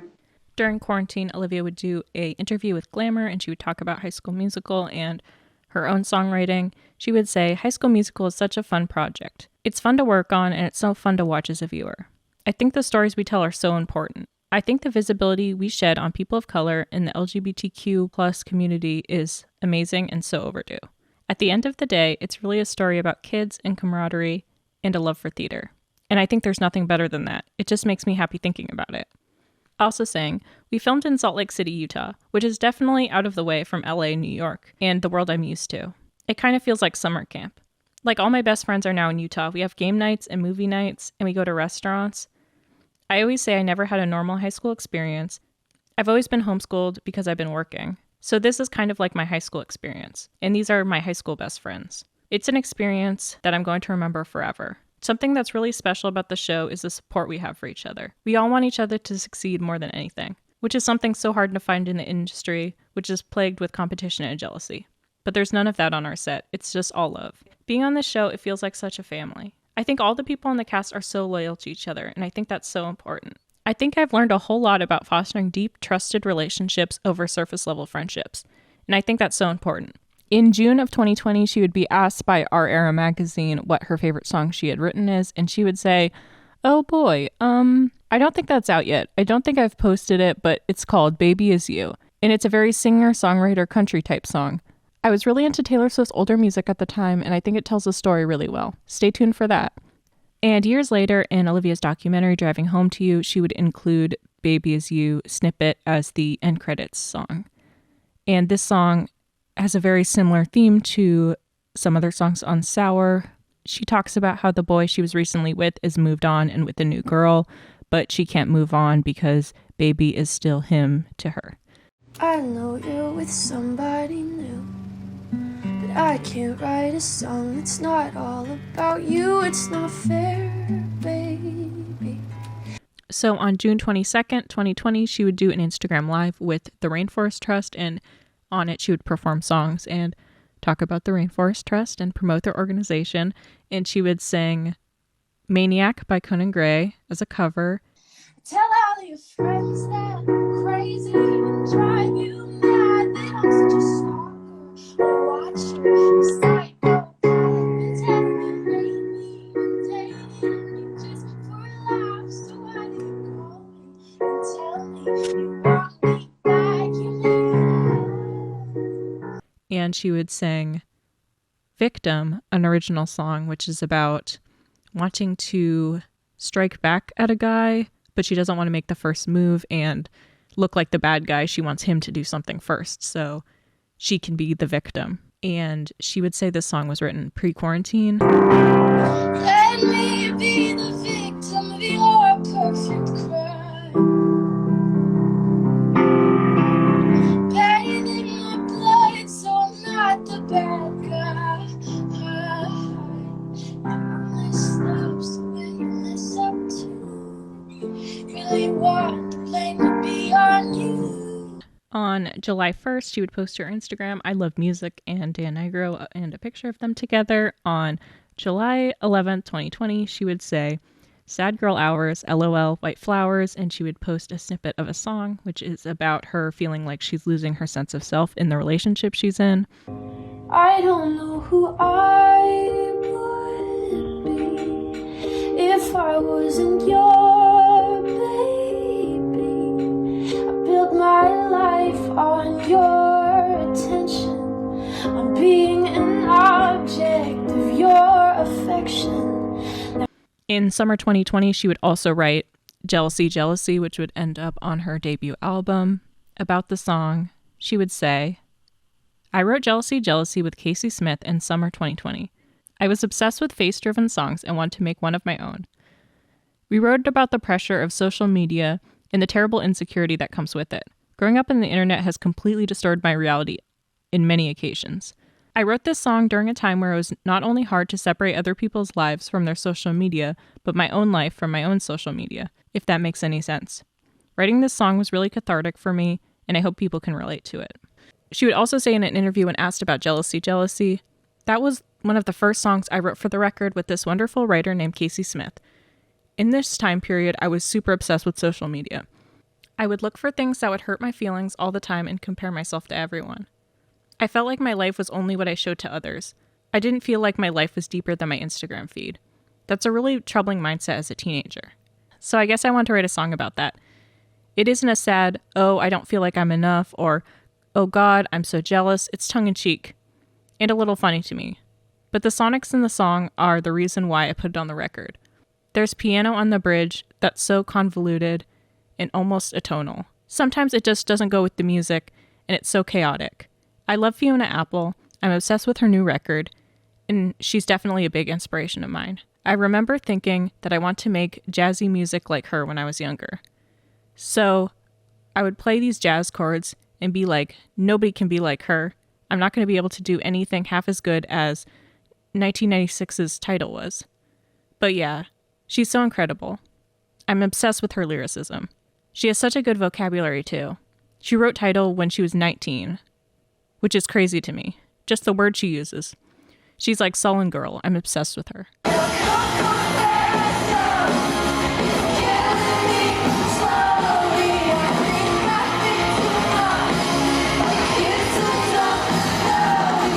Another song she would write this summer was Favorite Crime, and she would say, Dan and I wrote Favorite Crime sometime last summer, I think. I had the No, I Loved You So Bad, I Let You Treat Me Like That written in my notes app for a while, and it sort of sparked the entire song. I really love how the song is one big metaphor. Figurative language was something I had to work on in my songwriting. I'm a very literal, specific writer, and metaphors and similes aren't often where my brain tends to go. So I'm super proud of this song.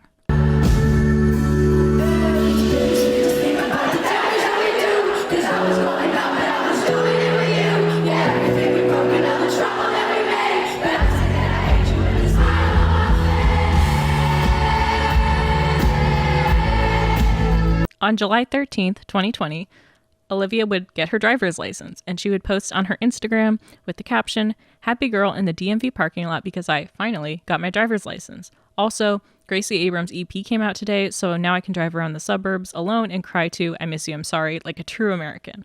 July 13th, 2020. I got my driver's license today. A very highly anticipated achievement. All my relatives called to congratulate me. I realized part of the reason I wanted to get my license so bad was because of this boy. I always felt bad about being too young to drive over to see him, too young to have any real freedom. I always thought he should be with a girl who had those liberties. I feel his hold on me loosen more and more lately. That's a lovely feeling. I'm still very much not able to fall for anyone else though. Like I can't even fathom it at the moment. On July 23rd, Olivia would post a snippet of driver's license to her Instagram with the caption, "Wrote dis the other day, close to my heart, gonna call it driver's license, I think, LOL." And this would include about a 90-second snippet of driver's license with many of the lyrics we know today, except a couple of them were changed, like blonde would be changed to brunette, and she would say, "I can't fathom loving no one else," which would be reworded in the final version. This month, Taylor Swift would also release her surprise quarantine album, Folklore, and she would send a cardigan to Olivia, and Olivia would post in her cardigan saying, "Standing in my cardigan that you put on and said was your favorite, Folklore has rearranged the neurons in my brain. T Swift is a genius. Also, Mom is a bigger Swiftie than me. Go figure." On August 4th, 2020, Olivia would post her first TikTok with the caption, "My name is Olivia and I write songs a lot. Hope you like this one."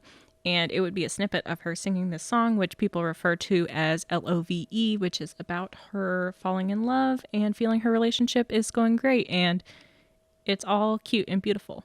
I wrote a note and left it folded in your pocket. You taped it to your wall in your New York apartment. Kissing in the taxi cab till the driver gives us dirty looks back. On August 16th, Olivia would post another TikTok with her song All I Want playing in the background, and it would have the text over the screen, "You think you can hurt my feelings? I wrote this song." And she's like eating a muffin, I think. And the caption says, "And that's on failed relationships."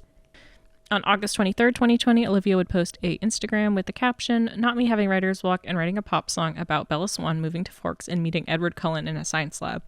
And, we talked earlier about how Olivia is a very big Twilight fan, and she would sing a cute song about Edward and Bella. So do you wanna hang out? Maybe we can make out. Heard you like music, hey me too. Don't know if you're busy, don't know if you like me. Don't know if it's weird, but I kinda do like you. The small town thing's not as bad as I thought. So do you wanna hang out or not? On September 21st, she would post on her TikTok. She would say, "Creature of habit, live from my living room floor." This song is about her ex wanting to get back together with her, but it's only because she's familiar to him and not because he still loves her.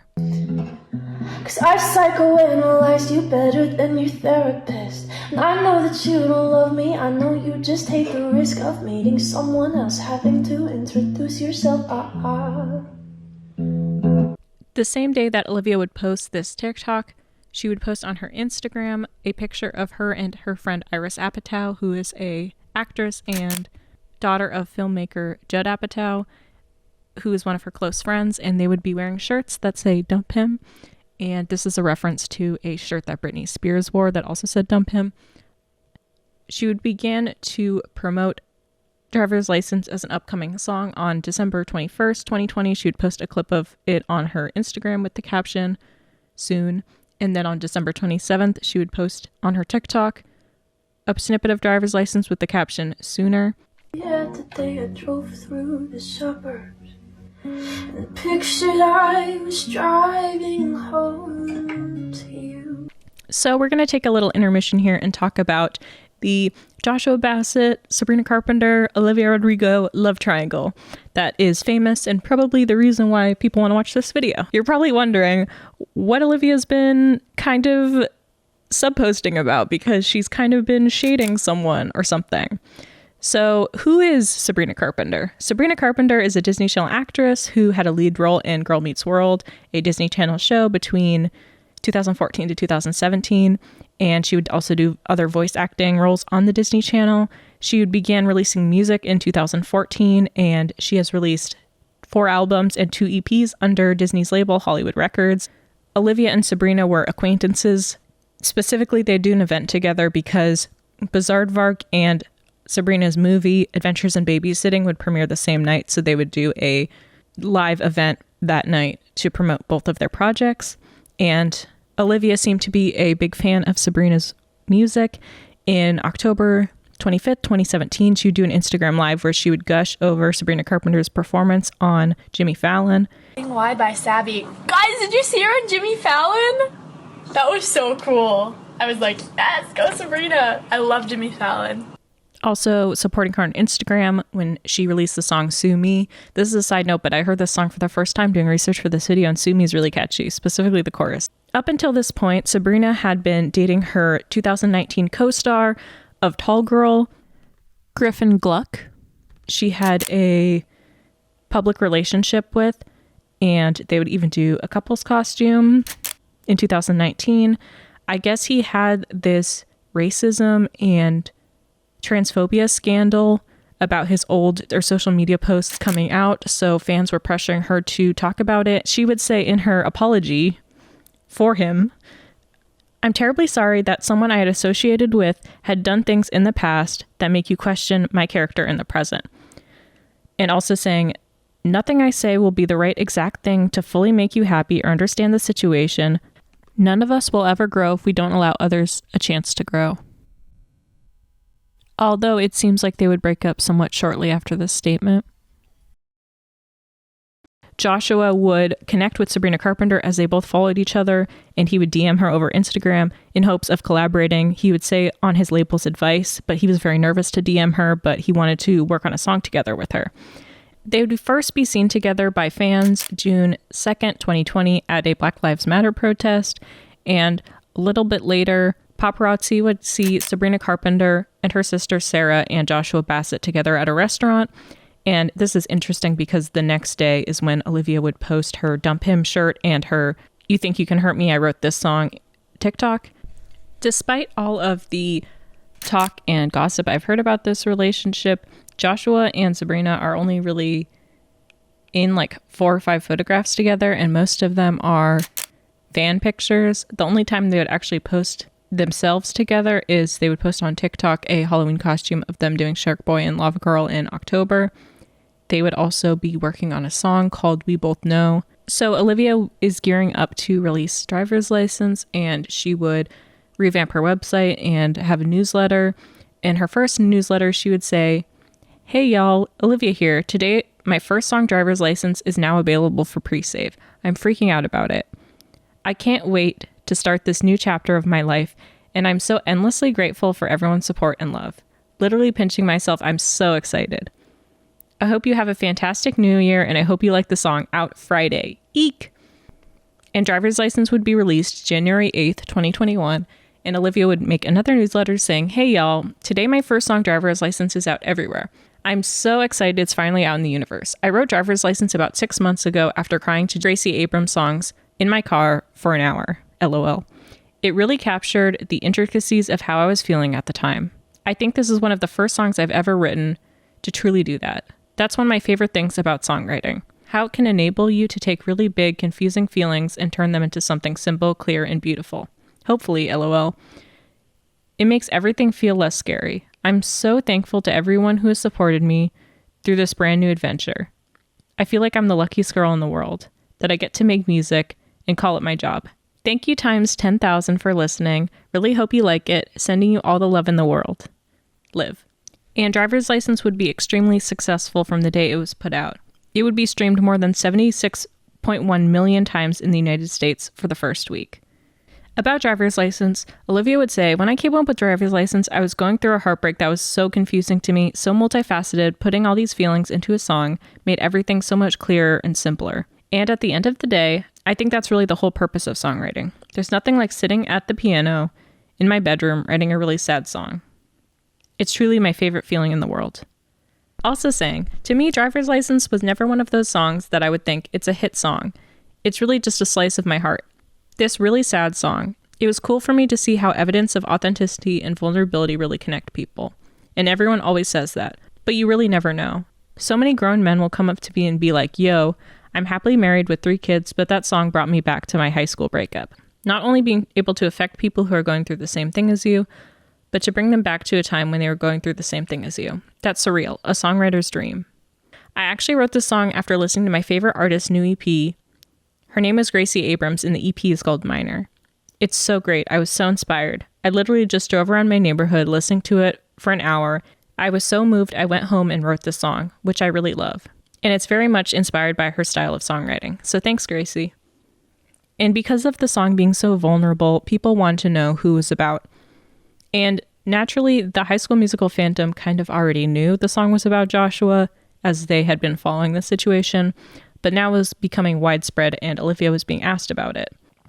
And when asked about the speculation the song would bring, Olivia would say, "I put it out not knowing it would get that kind of reaction."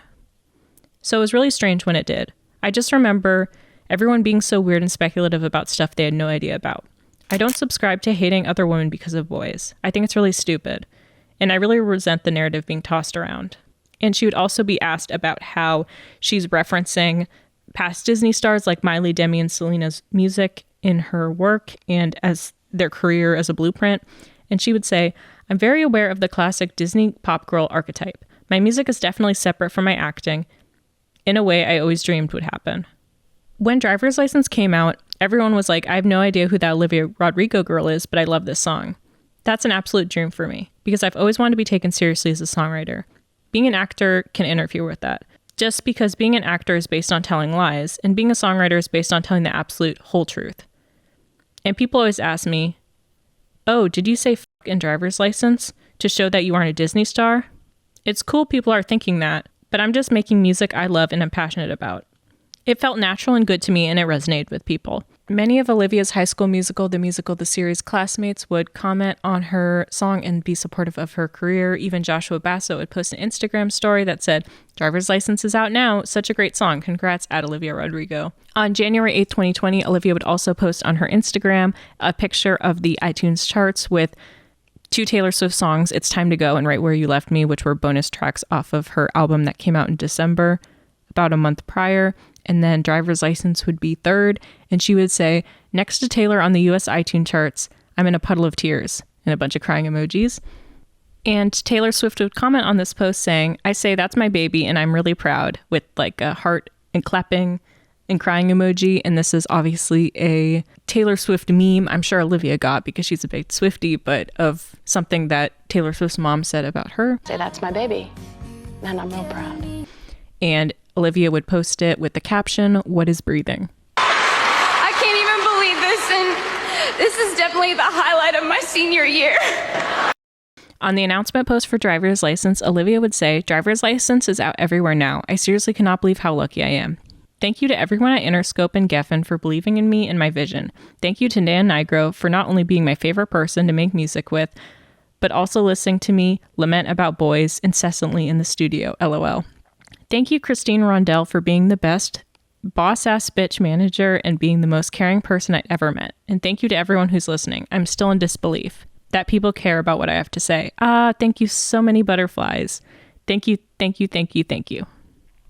And on January 11th, 2021, Olivia would post a picture of herself with stickers on her face, which I wonder if this was taken before or after her cover shoot for Sour, because maybe this was an Easter egg, but maybe this was also inspiration.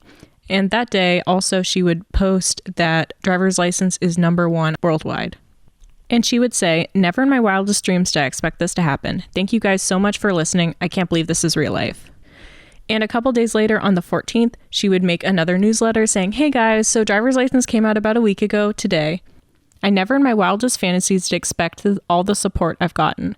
A couple of days ago, it went #1 globally. And today I found out it's been breaking records. I've always really loved Driver's License, but the fact that other people resonate with it as much as I do is absolutely blowing my mind. Yesterday I was driving around with my manager and we decided to put the song on super loud to celebrate it going #1. As we drove through the neighborhood with the windows down, I remember how many times I had driven that route feeling scared, heartbroken, and like I wasn't enough. This time I drove around crying, tears of happiness, screaming the bridge because I was so proud of how far I'd come. Thank you guys endlessly for listening and caring about what I had to say. To everyone reading, I hope you know how worthy and powerful you are. Sending you so, so, so much love." I don't know why I was getting a little emotional reading this statement just now. So now we're going to talk about the love triangle Disney drama of it all. So on January 4th, the same day that Olivia would announce Driver's License is available to pre-save, Joshua would announce his song Lie Lie Lie is coming out very soon.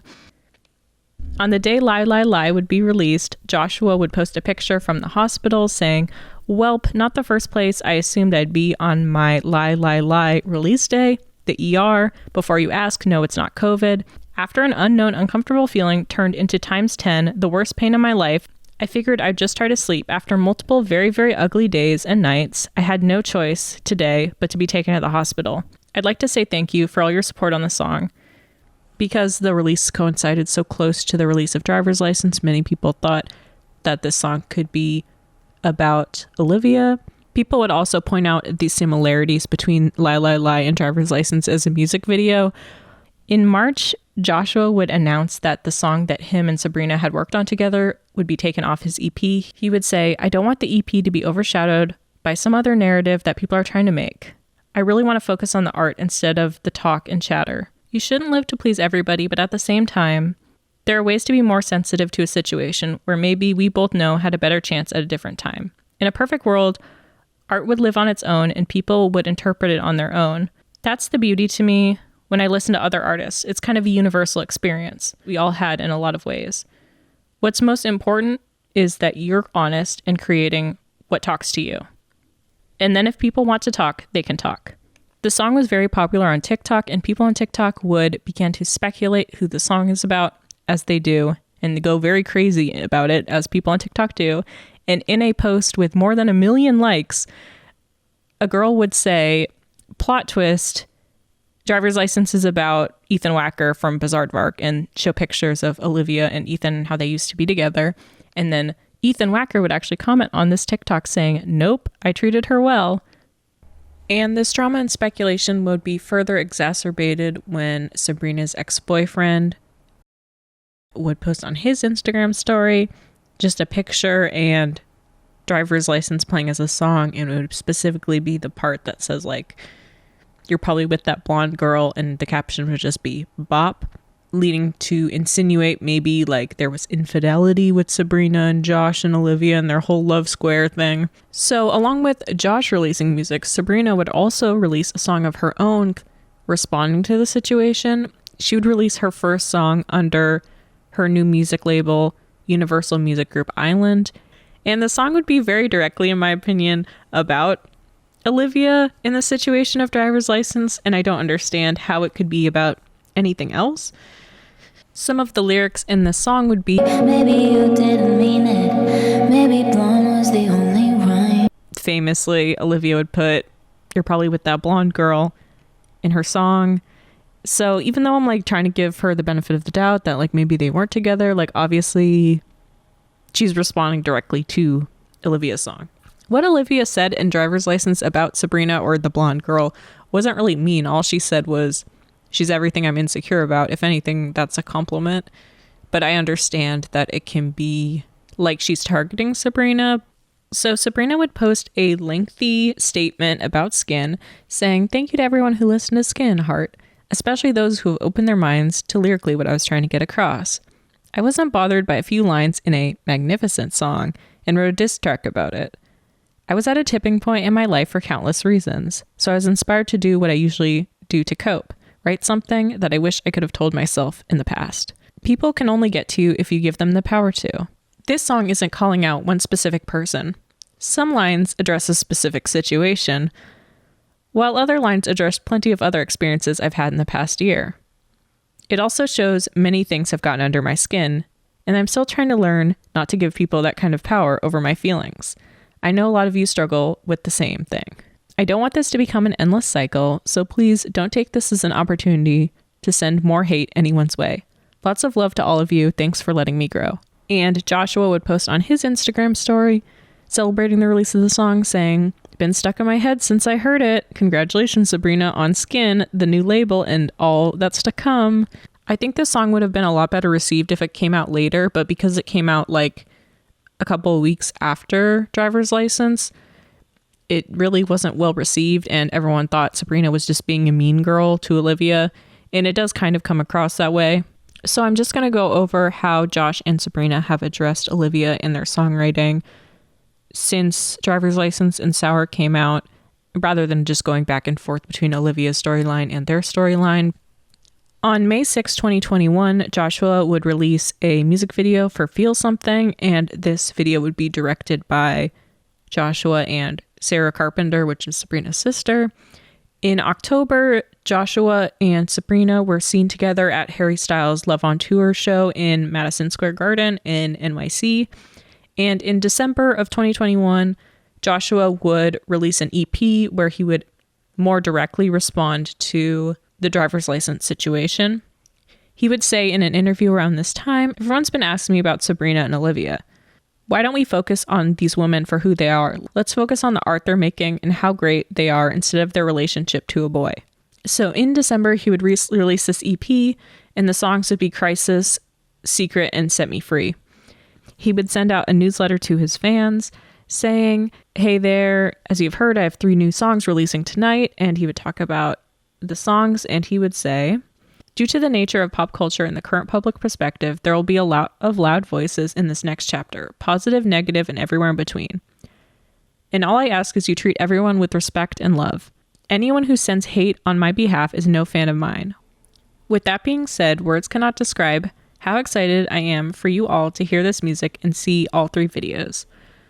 It seems like from the interviews that Joshua did, he is mainly upset with Olivia for not reining in her fans with the hate that they're sending him.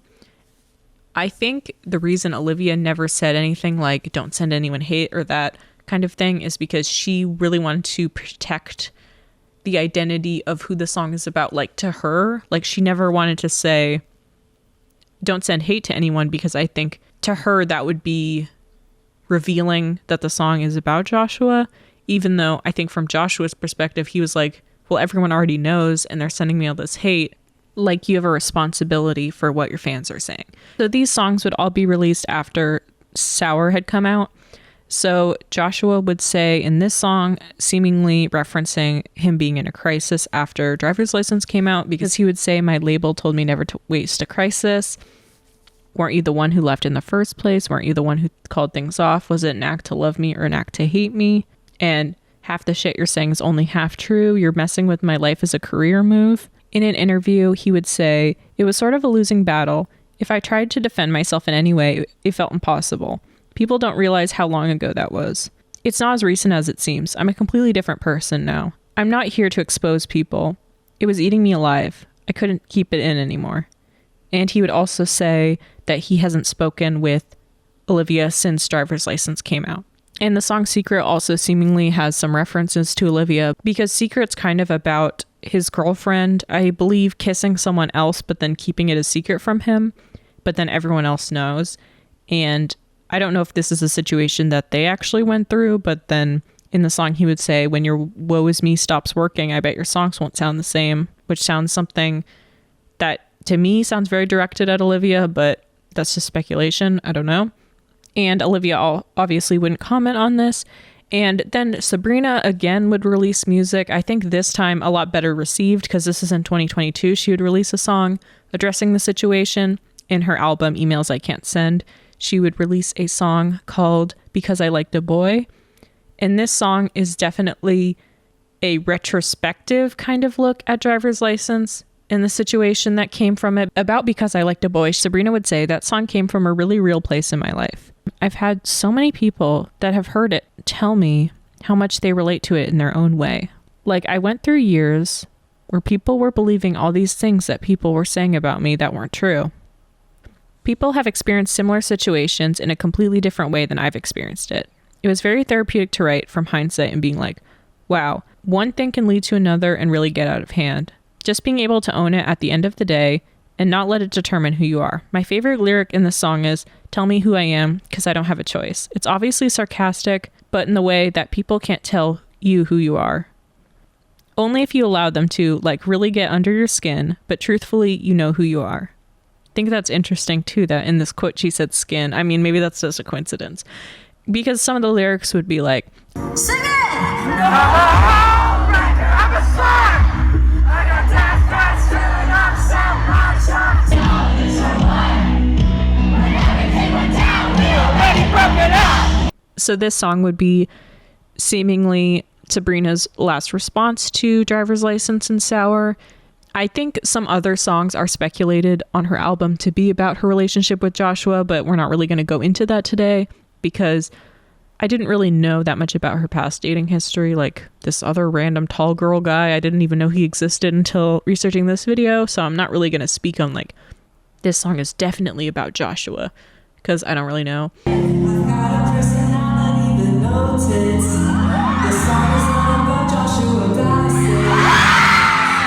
That kind of seems like the end of the chapter for the Josh, Sabrina, Olivia love triangle. It's possible maybe they'll release new music about the situation, but it seems kind of played out at this point. And Olivia gave her side in Driver's License and Sour. Sabrina gave her side in Because I Liked a Boy and Skin. And then like Joshua gave his side in Crisis. And it's crazy looking back in retrospect how crazy the hate for Joshua and Sabrina, like how much it got out of hand. I don't think really Olivia did anything wrong either. She just released songs about her life. All she was saying was like, man, there's this girl that my ex-boyfriend's with and I'm just insecure about it. And there's nothing wrong with her saying that. Also, like she talked about in the other interview, she wanted the song to relate to everyone, not just to her experience. Olivia actually gave a really interesting interview about this in May 2021 with Nylon. So an interviewer would ask her, after Driver's License came out, the public dug into your romantic history. Who's this ex? Who's this other woman? When you write a song like that, do you start with your experiences and then some ornamentation happens, like changing blonde to brunette in the verse? Olivia would say, I'm a super specific songwriter. I've always been. I think the most impactful songs are specific. Broad storytelling just isn't fun in any art mediums. So yeah, there are some songs where I've gone back and made revisions to make them a little less specific. Because sometimes I think the drama takes away from the songwriting. I completely understand people's curiosity. I get curious about my favorite songwriters and the meaning behind their songs, but songwriting and singer-songwriter music in particular is so special because it can be as specific as you want, but there's space to fill in the blanks. And lots of the time, people fill in the blanks with details of their own lives. If they don't want to, they can fill it in with details of my life, and that's what makes it impactful to them. That's fine. As long as the song means something to you, it's all good. I guess I would prefer people relate it back to their lives. I can't tell you how many times I've listened to someone's song and been like, oh my God, they wrote this for me. And then the interviewer would say, I love Taylor Swift's All Too Well. It's the best song. But then I'm still like, does the sister have the scarf? And Olivia would say, I do that too. I'm looking at her lyric book. Have you seen in the CD booklet, Maple Lattes is spelled out in capitals? And then the interviewer would go, no. And then Olivia would say, the photo with the maple lattes, I'm so invested in that. I've created a spreadsheet in my head. But at the end of the day, I'm like, no, she wrote this song about me going through a breakup. I relate to that. That's what's so impactful to me. I would never want to take that away from someone by saying, oh, it's about this, or this is what it's about. Music is so special in that way. It's not lost on me. The impact music can have. Authors can write a book for 10 years and publish it, and people might remember a word or plot line. You can write a song in an hour and suddenly millions of people know every line and can sing it back to you at a concert. It's crazy how memorable that is. So now we're going to go back to the Olivia Rodrigo story. Driver's License was just released and it is a hit. Everyone loves it. Now her website bio would say, hi, my name is Olivia. I'm 17, a songwriter and an actress, and a huge Swiftie. Writing music has been my favorite thing in the whole world. I've been doing it ever since I can remember. My parents have old VHS videos of me making up ridiculous songs when I was even too young to write words. I've always loved telling stories, and songwriting is the perfect medium to tell them in a vulnerable, personal way. You may have heard my song, All I Want, that I wrote for High School Musical, the series, which is a show that I get to act in. I wrote that song in my living room during the finals of my sophomore year. I was truly so grateful the producers of the show let me have any part in making the music. I didn't think about anyone hearing it, let alone liking it. The outpouring of support the song got was insane. It went gold in a couple countries. Even today, almost a year after that song came out, I get comments from girls telling me about their heartbreak and how the song related to their struggles. I know people write songs to make their listeners feel less alone, but reading everyone's stories and reactions to the song made me feel so seen. It kind of felt like we were all going through a heartbreak together. It was an experience I wouldn't trade for the world. The song has opened up so many doors for me. As I'm writing this, I am putting the finishing touches on my first EP. Figuring out what I want my own music to sound like has been hella challenging, but so much fun. I write songs in my bedroom almost every day too. I learn a lot about myself and songwriting every day. And I think that's so fun. I feel so lucky. I'm stoked for the future, and I'm so grateful that I can make songs and call it work. Olivia would say, my life has completely shifted in a short period of time. And yet at the same time, I'm still spending every day writing songs and doing homework. But it's really incredible to have all these amazing opportunities and be recognized by people who I've looked up to for years. It's been really surreal. So she would get support from people like Halsey and Cardi B, and obviously Taylor Swift. In an interview she would give right after Driver's License would come out, they would say, as of now, Rodrigo is not sure her next steps, whether it'll be an EP or a full-fledged album, but rest assured, new music is coming soon. The singer says that she has about 8 songs she's happy with, and in her mind, she already has a vision for an eventual album. I want it to be super versatile, she reveals. My dream is to have it be an intersection between mainstream pop, folk music, and alternative rock. I love the songwritings and lyricism and melodies of folk rock. I love the tonality of alt rock. Obviously, I'm obsessed with pop and pop artists, so I'm going to try and take all of my sort of influences and inspirations and kind of make something I like. But later about the EP she was working on, she would say, I wish I could make a project that fully encapsulates who I am as an artist, and I feel like the EP wasn't my strongest work. And she would also say, I had an EP ready, like 5 or 6 songs, then Driver's License came out and I was like, I'm not super proud of this. I knew that after Driver's License there'd be so many eyes on me that there wouldn't have been before. So I really wanted to put my best foot forward. I didn't feel like the EP was going to do that for me. So in February of 2021, SNL would do a sketch about Driver's License. Olivia wrote about Joshua Bassett, who's allegedly now with Sabrina Carpenter. Listen, man. I mean, obviously it's Taylor Swift. Taylor is the root. But it's also pure Olivia, man. And Olivia would say, the week after the single came out is such a blur. There's a feature on Spotify where you can see how many people are listening to a song at a given moment. And I remember going, oh my God, 60,000 people are listening to Driver's License right now. That is insane. I can't wrap my head around that number. She would give her TV performance debut on Jimmy Fallon of Driver's License, and she would also do an interview with the Grammy Museum shortly after. The Grammy Museum would describe Olivia as a singer-songwriter who has made a monumental debut with her record-breaking new single, Driver's License. The stunning, emotive, piano-driven track has debuted at number 1 on the Billboard Hot 100s, holding the top spot for the 3rd week in a row. Within the first week, Driver's License amassed 107 million global streams, with 62 million streams in the US alone, which is the second largest US audio streaming ever, and the largest audio streaming in 3 years. The song also debuted at number 1 across streaming services and multiple countries. Driver's License had the biggest streaming debut of any song globally in Spotify's history, and it was hailed as an early contender for Song of the Year by Rolling Stone. Around this time, Taylor would gift Olivia a red ring and a letter. She is absolutely the kindest individual in the whole world. And she gave me this ring because she said she wore one just like it when she wrote Red. And about Taylor Swift at this time, she would say, she is, I think, the greatest songwriter of our generation. I've learned so much from everything that she does. She so clearly captures an emotion, and she's such a storyteller, which I love. I think my favorite thing about her music, the way she can paint pictures and really put you in a situation and make you feel like you're really living with her. She's fantastic. She's just so classy and kind, and she's been doing this for 15 years and manages to keep her head on screwed straight. Don't understand where she finds the time, first of all, but like also I feel so lucky that I just like was born at the right time to be able to look up to somebody like her. I think she's incredible, and all of her support and like genuine compassion and excitement for me has just been so surreal. On Olivia's 18th birthday, she would make a YouTube video that was 18 songs that changed her life in 18 years. She would have Taylor Swift's Picture to Burn, Lord, A World Alone, Carole King, It's Too Late, The Killers, Somebody Told Me, Black Sabbath, Iron Man, No Doubt, Bathwater, Pat Benatar, You Better Run, The White Stripes, Girl, You Have No Faith in Medicine, Bob Marley, Don't Think Twice, Casey Musgraves, Merry-Go-Round, Fiona Apple's Sullen Girl, Phoebe Bridgers' Funeral, Taylor Swift's Out of the Woods, Billie Eilish's My Boy, Halsey's You Should Be Sad, Smashing Pumpkins' Disarm, Gracie Abrams' I Miss You, I'm Sorry, and Taylor Swift's Betty.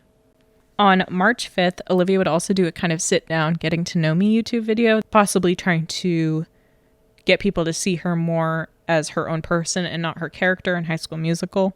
So on March 29th, Deja Vu would be announced as Olivia's next single, and she would wipe her Instagram and all her past Instagram posts to prepare to promote the Deja Vu music video and song. Olivia's album, being teased as like *O**R, would also start to, and it's actually very cute. I think the branding on this is so cute because it spells sour and it also spells Olivia Rodrigo. It's so cute and smart. So about the song Deja Vu, Olivia would say, I have this obsession with the concept of deja vu. I had in my notes app, when she's with you, do you get deja vu? And my producer and collaborator, Dan Nigro, was sitting at the piano and we were writing a sadder, more down-tempo song. And he was like, this is not very good. Let's try something else. So I was scrolling through my notes app and that line came up and we were like, oh, that's a clever play on deja vu. And so we built this whole world. Pitting women against each other is not something I subscribe to or think about in my daily life, ever. It's not even something like, oh, I can't write about that because that's bad. I genuinely don't feel that way. I mean, obviously, I compare myself to people all the time, and a lot of my songs are about that, but it's never a competition. So yeah, I'm really happy with it. I'm also really happy with how much of a departure it is from the driver's license world, both in attitude and sonics. I hope I can keep showing you versatility in my songwriting. She would also say, Deja Vu is the most stubborn song I've ever made. It took Dan and me a long time to get the mix to a good place. We wrote it about a month after we made Driver's License. And I really like the unique sound, and I'm literally obsessed with the music video for it. Olivia would also say she always planned to have this song follow Driver's License, which I think is kind of interesting because when she talks about her EP that was scrapped, I assume Deja Vu and Driver's License were both on it since they were originally planned to be the first two singles she would put out. So I'm curious about the other songs she had on the EP that she decided to scrap. Joshua Bassett would also respond to this song on an Instagram story saying, super late on this, but ! I love this song so much, at Olivia Rodrigo. The world better watch out for the album, with a bunch of exclamation points. The song lyrically is about Olivia's ex-boyfriend being with a new girl and copying everything that he did with her in his new relationship. So after her 18th birthday, Olivia would rewrite her bio and it would now say, hi there, my name's Olivia, I'm 18 years old, and writing songs is my favorite thing to do in the world. And I fall more in love with it every day. The first song I wrote that got published was called All I Want. I wrote it for a show I act in, and it was a super cool experience because it opened up a lot of doors for me. On the last day before COVID lockdown, I met the team at Interscope/Geffen Records and a producer. It turned out to be a monumentous day for many reasons. I spent quarantine writing songs in my living room and producing them in a garage, including Driver's License.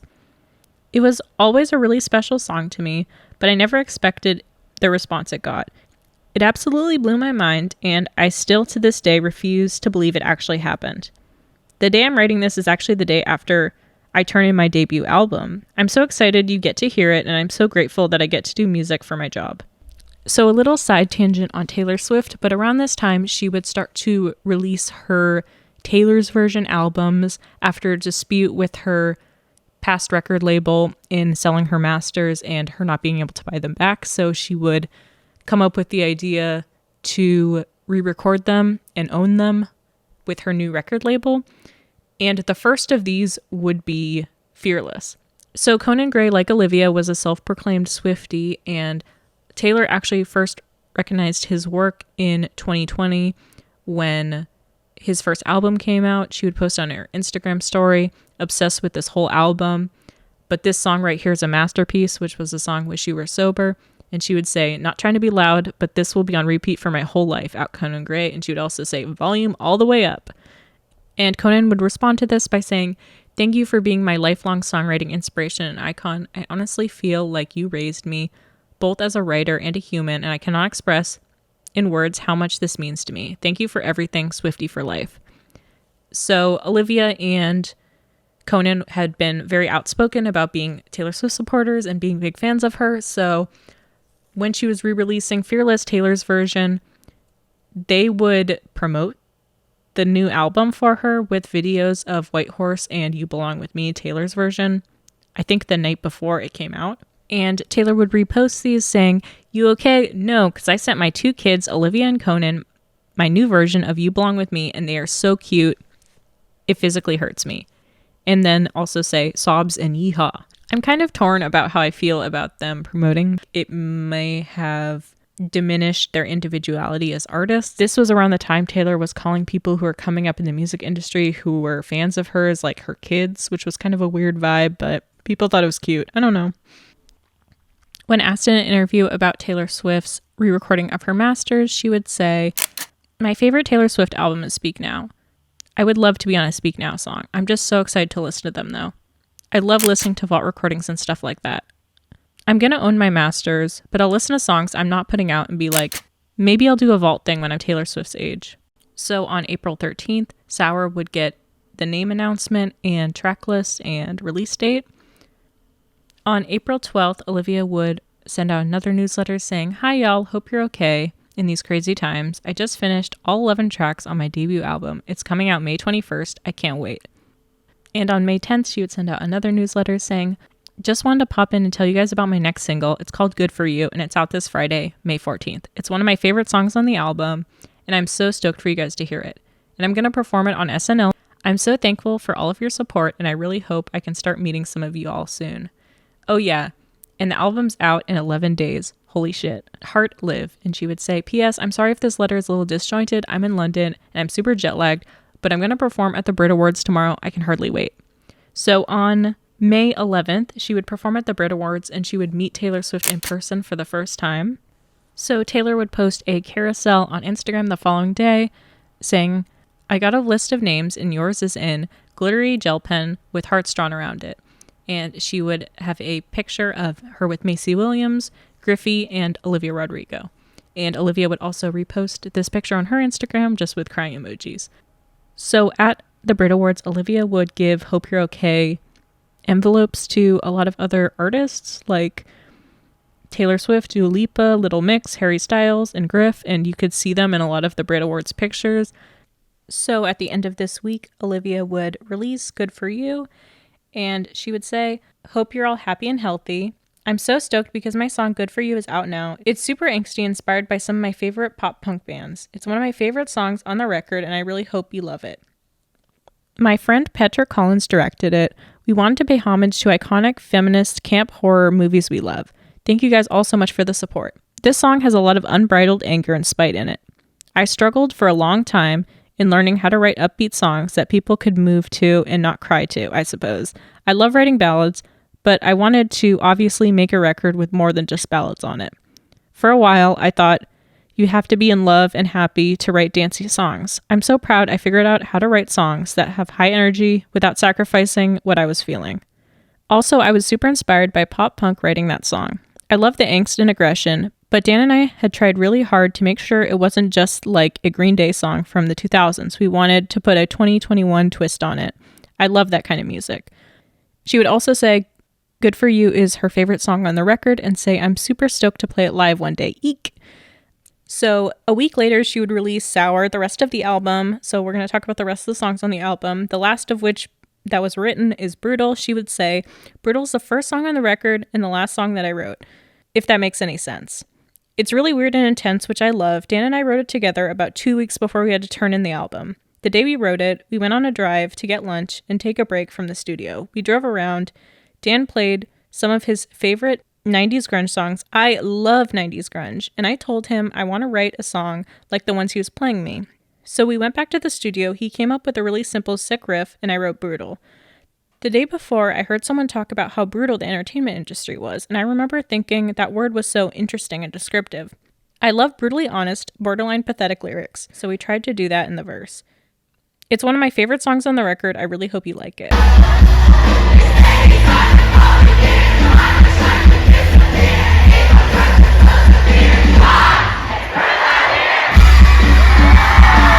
And another song is Enough For You. She would say, "I wrote Enough For You entirely by myself, which I'm really proud of. I think it's probably the best song I've ever written currently." I really love not only the honesty and vulnerability in it, but in an album full of breakup songs, this song feels like a light at the end of the tunnel, a promise that the feeling won't be forever. The entire song is really just my voice and an acoustic guitar, which I think is really sick. And another song on the album is Traitor, and she would say, I wrote most of Traitor in my bedroom in Salt Lake City. I sort of forgot about it until I sent a bunch of voice memos to Dan, and he said he liked this one. We finished it up together, and I really liked the way it turned out. It sort of feels like an old country song to me, which I'm obsessed with. So about the album Sour, Olivia would say, I definitely saw Sour as a slice of teenage life. I think a big part of growing up is going through your first love and your first heartbreak, and I definitely reflected on that in the album. But I think songs like Brutal and Jealousy reflect the other parts of being a teenager and feeling insecure and not sure how you fit into the world. She would say on her process, I write about what I know and what I'm feeling intensely. The album is about heartbreak, but I think all the songs on it are sort of different aspects of heartbreak. There's plenty of emotional things that come up with something like that. Anger, spite, sadness, jealousy, longing. In the Sour Deluxe Edition booklet, she would write this before the album came out, saying, if you're reading this, you probably heard of my album Sour. I made most of this when I was 17, and I'm super proud of the way it captures that strange feeling of that slice of life. I wrote most of the songs in my bedroom and finished and produced them with my friend Dan Nigro. I've always loved writing music, but creating this album with Dan was one of the greatest joys of my life. I'm writing this before it comes out, but I really hope some of the songs resonate with people and it makes them feel a little less alone. In the Sour booklet of the album, she would say, where to begin? I first want to thank everyone at Interscope and Geffen for believing in me and my songwriting early on. John Janik and Sam Kittock's support and insight helped me believe in myself and my vision in a way I never would have expected to come from label execs. Matt Morris and Emerson Ridd signed me and A&R'd this record. They're two of the most wonderful dudes I'd ever met, and this record would not be the same without them. Their patience, kindness, and talent undoubtedly shaped me into the artist I am today. Thank you to my manager, Kristen Smith, who has been my ride or die since day one. She's helped me navigate not only being an artist, but being a teenage girl in this wacky world. Thank you to my parents, who are my first people I play every song for. Their unconditional love and support is the reason I feel comfortable taking risks and making music that scares me. Thank you to Taylor Swift and Jack Antonoff for graciously letting me interpret their masterpiece New Year's Day for this record. Thank you Paul Cartwright, Ryan LaVille, and Andrew 23 for sharing their musical brilliance on this record. Thank you Casey Smith for writing Jealousy with me and being so tender with my ideas. Thank you to Kristen Stubbs, Marissa Ramirez, and Christiana Dorona for helping bring Sour to life visually. Thank you to my BFF Maddie for supporting me throughout this process and also being my favorite person in the world. Most importantly, thank you to my best bitch, Dan Nigro. We made this record in his garage over about 8 months. He inspires me every day and pushes me to be the best artist I can be in the kindest possible way. I've grown leaps and bounds as a songwriter and as a person because of his patience, skill, and undying belief in me. This album never would have happened without him. And lastly, thank you to everyone who's listened to Sour. It's a little slice of my 17-year-old heart, and I hope it resonates with you in some way. I'm also so grateful I get to make music, and I'm so grateful people want to listen to it. Hopefully, sad girl shit forever. And right now we're going to diverge a bit to talk about High School Musical again, my favorite topic, because right before her album came out, the new season of High School Musical would start airing. And unlike season 1 of the show, she would not really talk about season 2. So going back to the storyline of the show, Nini and Ricky are back together, but she is going to this performing arts school. And they decide to try to make long distance work, but they both on Valentine's Day try to travel to where each other is, and they, through a series of missed connections, they're unable to get to where the other person is, and they both have the idea to write a song for each other for Valentine's Day, and then they both sing it over the phone to each other, and then they both get the message. It's a very sweet episode, and it shows that even though they kept being like, oh, we're out of sync, I felt like they are so in sync, that they're so in sync that they're out of sync. It's kind of confusing, but they both think the same way, which I think is very sweet for their relationship. And Nini isn't happy at her school, and she decides she wants to come back to East High, and she does come back. I'm kind of curious actually about this storyline for Olivia, because to me, when I first watched this show, I was like, oh, they're writing her out of the show. but then they wrote her out of the show kind of to write her back into the show because she was at this boarding school, but then right after she was at the boarding school, a couple episodes later, she was like, I want to come back to East High. I think them having to stop production because of COVID might have contributed to this season feeling kind of weird and disjointed. But she would come back to East High, and Ricky would want Nene to be in the musical because he kind of was like not sure if he wanted to be in the musical because Nene wasn't there, but he ended up auditioning for it anyway.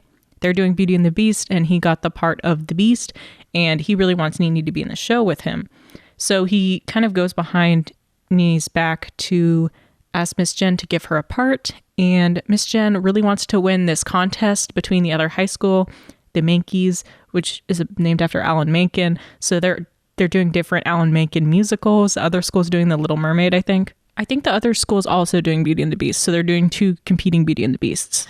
And she wants to win the contest, so she's trying to find a role that will be really good for Nene that will help her win the contest. And she decides to cast her as the Rose in Beauty and the Beast. And you're like, who's the Rose? Like the rose in the glass. In the cloche. The rose that's like there, dying slowly and the petals are falling off. Nene writes a song for the Rose. It's another song that Olivia would write for the show. I feel like they were trying to recapture the magic that they had with All I Want that Olivia wrote for the show with her writing this song, the Rose song. It sort of felt like a magical experience when I wrote the Rose song. I wrote the first version chords in 20 minutes the morning after High School Musical producer Tim Federle called me and told me about the concept of the song, and it felt like it was meant to be. Lots of times I have experiences with songwriting just like Nene, trying to write about something you're not actually feeling. The second that you're like, oh, let me just write about my real life, it becomes so much easier, it becomes therapeutic, and the song becomes more meaningful.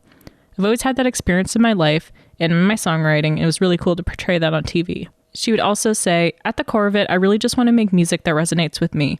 And that's all I can do. How people perceive me is none of my business. And she would say, the success of the music I've put out recently has given me the confidence as a writer, and in other songs that I've written, like the Rose song, I think it's one of the best songs I've written. It's a really intricate metaphor, and I've never written a song like that before. Also saying, I've always struggled with the identity that only gets more confusing when you start to introduce boys into the equation, which is what Nene is going through and still going through. It was really important for me to write a song with the message that you're so much more than what boys think of you. That was something that I actually needed to hear myself that time. I'm really proud of that song. What Tim Federle would say about the song is, in season 1, Nene would frequently say things like, I'm so tired of seeing my life through boys' eyes. And then the next episode, she'd be like, oh my God, I'm thinking about EJ or Ricky. One of the big statements for season 2 in giving her this opportunity was to make her not about playing a supporting character to boys or about anyone else's image of her, which I think is a really important lesson for young people. Tim Federle would also say about Olivia Rodrigo's songwriting, Olivia is a crazy songwriting machine. I don't know if Olivia even realizes how gifted she is. It felt inevitable she was going to be a sensation with the storytelling of Taylor Swift and The Edge of Lorde, and she still shows up for work and knows every line and jokes around with the crew and is so sweet to the cast.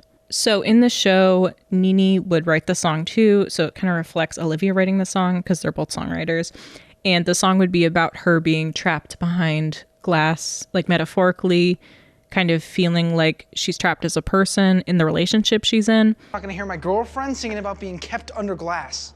Just a song, Ricky. A song can mean everything. And Ricky would not be happy about the song, feeling like, oh, there's some unaddressed problems in their relationship. But Nene would kind of deflect and be like, oh, you're just not supporting me. Songwriting skills, universal acclaim. Nene, how does it feel to be you right now?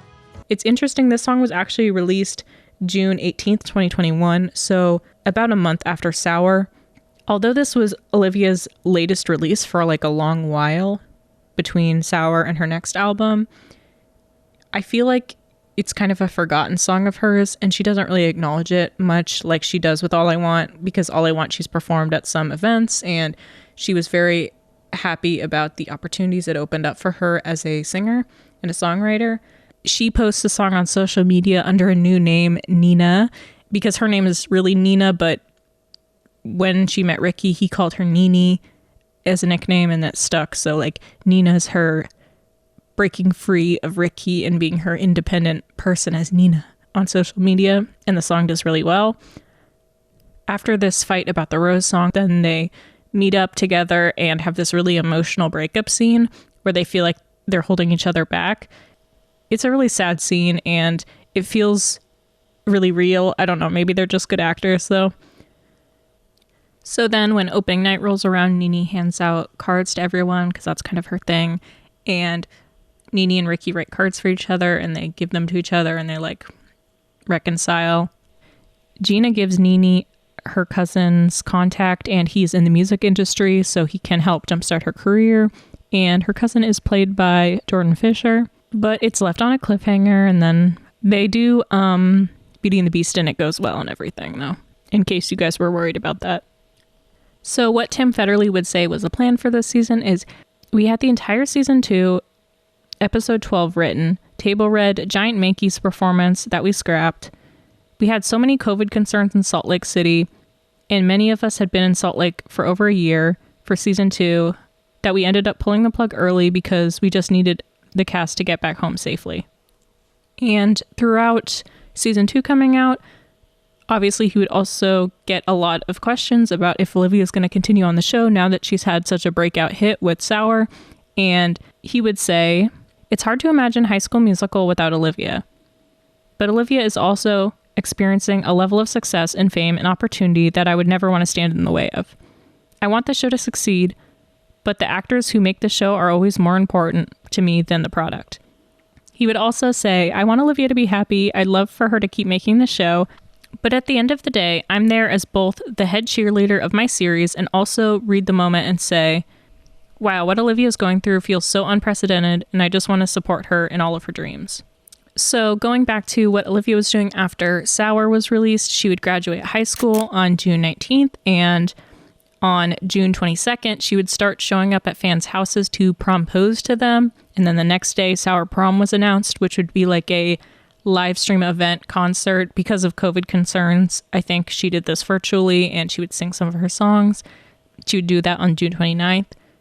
And it was the first time she would perform a lot of the Sour songs live because of COVID, she couldn't really tour. So she hasn't really done a lot of live performances at this point. Around this time, public narrative around Sour would kind of change and Olivia would start getting a lot of backlash. Some of that was about her just writing about boys, which she would say, I try not to take that stuff super seriously. Sexist criticism of songwriters like me being told that we only write songs about boys, which is just BS in my mind. I'm a teenage girl. I write about stuff I feel intensely, and I feel heartbreak and longing really intensely. And I think that's authentic and natural. I don't understand what people want me to write about. Do you want me to write a song about income tax? How am I going to write an emotional song about that? Another big problem Olivia would start to face in her music career is criticism that she's stealing music or her songs sound too similar to other songs, or in some cases, her pictures are too similar to other people's pictures. One of them would be Courtney Love would criticize her Sour Prom pictures, saying that they look too similar to her own album, saying on Facebook, spot the difference, #twinning, and then she would say in a comment, stealing an original idea and not asking permission is rude. There's no way to be elegant about it. I'm not angry, it happens all the time, but this is just bad form.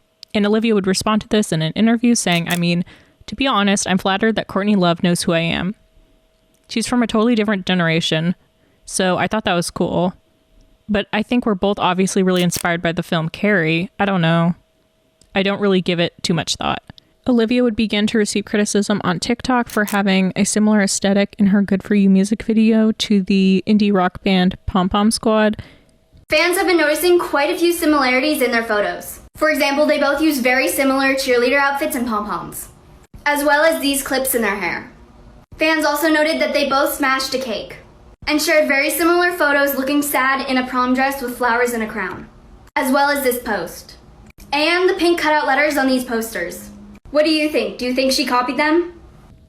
She would also be accused of stealing the opening for Brutal from Elvis Costello's Pump It Up. But when someone called this out on Twitter, he would respond saying, that's how rock and roll works. You take broken pieces of another thrill and make a brand new toy. That's what I did. Another thing that would go viral on TikTok is people finding a similarity between Good For You and Misery Business from Paramore. In August, this would eventually lead Olivia or her record label to give writing credits to Hayley Williams and Josh Farro of Paramore. And also, Olivia would start to get a lot of backlash about people finding a similarity between her song Deja Vu and Taylor Swift's song Cruel Summer from Lover, which we talked about earlier because that's how Olivia and Taylor first connected. And while making the song and in interviews, Olivia would say that the bridge was inspired by Cruel Summer, and the way that like Taylor yells in the bridge is similar to Deja Vu. But I wanted like the last bridge to kind of like go crazy, and I love Cruel Summer. It's one of my favorite songs ever. I love the like the yelly vocals in it, like the harmonized yells that she does. I feel like they're like super electric and like moving, and so I wanted to do something like that. In July, she would end up giving writing credits to Taylor Swift, Jack Antonoff, and St. Vincent for Deja Vu.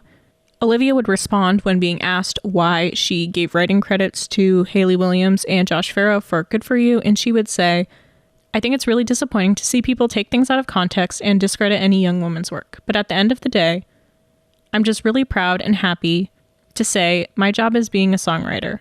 All music is inspired by each other. Obviously, I write all my lyrics from the heart and my life first. I came up with the lyrics and melody for Good For You one morning in the shower. What's so beautiful about music is that you can be so inspired by music that's come out in the past. Every single artist is inspired by artists who come before them.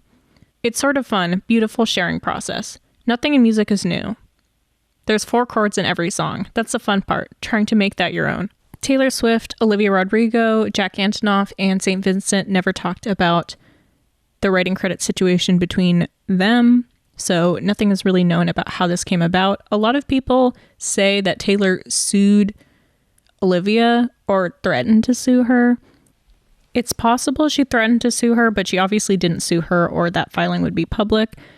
I feel like most likely the reason she gave Paramore and Taylor Swift credits for these songs is just because of the overwhelming backlash and criticism about these songs, and I feel like she was probably getting asked about it constantly. Music and art, all art, is derivative of each other, and you can't really make something entirely original. Olivia wore her influences on her sleeve and was very obviously inspired by particularly Taylor Swift. She talked a lot about in interviews, or Phoebe Bridgers or Gracie Abrams. She was even so inspired by Taylor Swift that she purposefully interpolated 1 step forward, 3 steps back from New Year's Day, and she got permission for that. It's like a really tricky situation, I guess. And I do feel like Olivia was unfairly targeted. Now she has this reputation as being a thief or whatever, or uncreative, or just stealing work, which I don't really think is fair, especially because the original work she has created, being so young, is really impressive and inspiring. And I think if you look into any artist, I'm sure they have stealing accusations of other songs. I mean, for example, we see this with Taylor Swift and the Shake It Off lawsuit. She was accused of stealing some lyrics from Shake It Off. It was a years-long process for her to try to prove that she didn't steal the lyrics from this other band. And one of her things that she said in the lawsuit was she's never heard the song that they were referencing before, but like, that's a pretty strong defense. But say if Olivia was sued, she can never say like, oh, I've never heard of Cruel Summer by Taylor Swift, because she covered that song in the past and she's talked about Taylor extensively. Even Paramore, I don't know if she's ever talked about Paramore in interviews, but I'm sure there's at least some point where she's referenced them. So her being so open about who her influences are ended up biting her, I feel like, in an unfair way. There's a lot of theories behind the fallout between Olivia and Taylor Swift. A lot of people think this situation was a catalyst for it. This would kind of start to be the end of her talking about Taylor in interviews or mentioning her at all. I'm curious to what people think about this, because I feel like it's such a weird place, because art is all inspired by other art, but at the same time you want to give artists ownership of their work and their songs or whatever. So like finding the line between that, it's definitely a very complex topic, and I feel like there's no right answer, and I'm sure there's going to be more and more lawsuits or problems like this. But another more fun thing that would happen after Sour was released is people would begin to speculate that she's going to make a sister album to Sour called Sweet.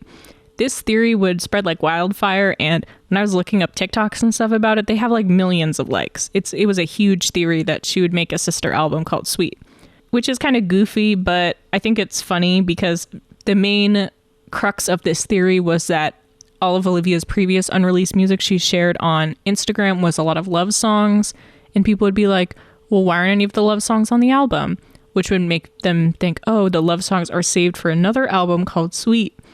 Another big part of this theory was Olivia would do a collaboration with Sour Patch Kids, and the tagline would be sour than sweet. These rumors about the sister album Sweet would end up being so big that Olivia would respond to them. Do you have any response to the theory that's going on right now that your next record will be called Sweet? Oh my gosh. Yeah, I only have so much time in the day, and making a record is a lot of work, and it's very hard. No response, but I don't, this probably, I don't know. I don't know, that's all I have to say. I feel like looking back at it now, it's kind of funny because this was her debut album, so her releasing a sister album to her debut album would be like wild, especially people started theorizing this like the same month that Sour came out. The TikToks I was looking at were literally days after Sour was released. People were like, oh, she's making another album called Sweet.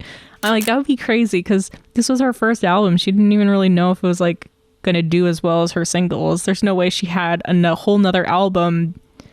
At the end of 2021, award show season would come around and Olivia would win many, many awards, such as the American Music Awards. She would win New Artist of the Year. At the MTV Video Music Awards, she would win Best New Artist, Best Push Performance of the Year, and Song of the Year. At the People's Choice Award, she would win Album of the Year. At the Billboard Women in Music Award, she would win Woman of the Year. I want to say to all of the young girls out there who are writing songs every day in their journals, on their bedroom floors, I am constantly moved by your vulnerability and your creativity and bravery, and I promise everyone here today is working to make this world and this industry a better place for you. And at the Billboard Music Awards in 2022, she would be the most awarded artist of the night, winning 7 awards. At the Brit Awards in 2022, she would also win Best International Song for Good For You. And finally, at the Grammys in 2022, she would win the highly coveted Best New Artist Award. She would also win Best Pop Solo Performance for Driver's License and Best Pop Vocal Album for Sour. She would also be nominated for Record of the Year and Album of the Year. After it had been a couple months since Sour came out, Olivia would do an interview in August with Bowen Yang, the actor and comedian, best known for being on SNL. Bowen would ask, about Sour, you've spoken about how vulnerable it is to write music. Do you feel like you're reliving your breakup every time you perform a song off the album? Olivia would say, honestly, no, I don't feel that way anymore. I don't feel that sort of heartbreak and betrayal, at least not as acutely as I used to feel it. And I remember after Driver's License came out, I had been feeling so sad and insecure for so long. Driver's License was the first song I wrote that I was like, oh wow, this actually captures how I feel to a T. And it was such an overwhelming feeling that it was hard to externalize. And I remember writing that song being like, wow, I feel so good about that. That's the point of artists, to take something that's so convoluted in your head and make it like something so simple that can be presented to the world. And I remember being so proud of that. A couple days after Driver's License came out, it was going #1, like breaking all these records. And I remember listening to it in the car, like driving the literal streets that I talked about driving, crying and being like, oh my God, I'm so proud. This is such a sad song, but it feels so euphoric for me, and I'm so happy. I feel so proud of myself and how far I've come. And those songs are really just a reminder of that and the journey I've gone through. So I don't get sad listening to them anymore. She would also say, I think live music is such an important part of life, and obviously that's something we're really missing in our lives. I think it's really fun as an artist to be able to cultivate experiences for people. I remember going to see Lorde at the Staples Center from her Melodrama tour. Are you a Lorde fan? And he would agree. And she would say, I remember going to see her at the Staples Center, being with my friends and crying. She just created this whole world that we stepped into. And for an hour and a half or 2 hours or however long the show was, we were just in this world and we were feeling everything together. Like 10,000 people were just feeling the exact same emotions as each other. And I remember being like, that's such a magical experience. I want to be the type of artist who can really cultivate these feelings on such a large scale. So hopefully that's what I'll do when I go on tour.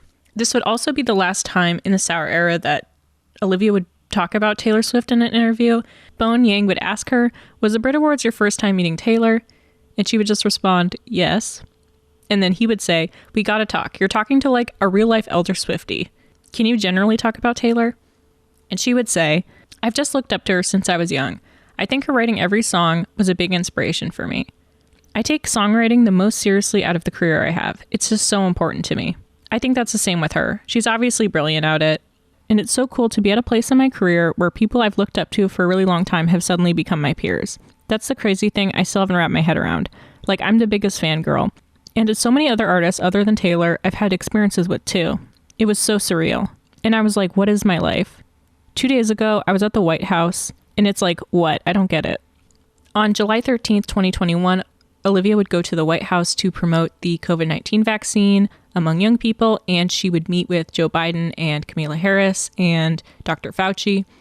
Olivia would be very outspoken about her political beliefs on Instagram, and she would be encouraging people to vote even before she turned 18. And she would continue saying she's excited for touring, saying, I'm just really excited to create that experience for people. And I'm really excited to write more music, and suddenly I can work with anyone I want to work with, which is so crazy and going to be a really fun thing to explore. Honestly, I literally just turned 18. There's so many normal teenage things that I'm excited to do. And there's so much in life I still have to learn and so many experiences to be had. So I'm honestly most excited for that. I love growing up. I feel happier with age, so hopefully that trend continues. Now, as we were talking about Olivia and Taylor Swift, this is kind of one of the big points in their alleged feud, is as we were talking about, Taylor would be re-recording her albums after her masters were sold, and she would be releasing vault songs of previously unreleased songs that she had written in the past but were recording in the present. And one of the songs she would release on Taylor's version of Red is the song Nothing New. And many would jump to the conclusion that this song is about Olivia, with some lyrics like, someday I'm gonna be her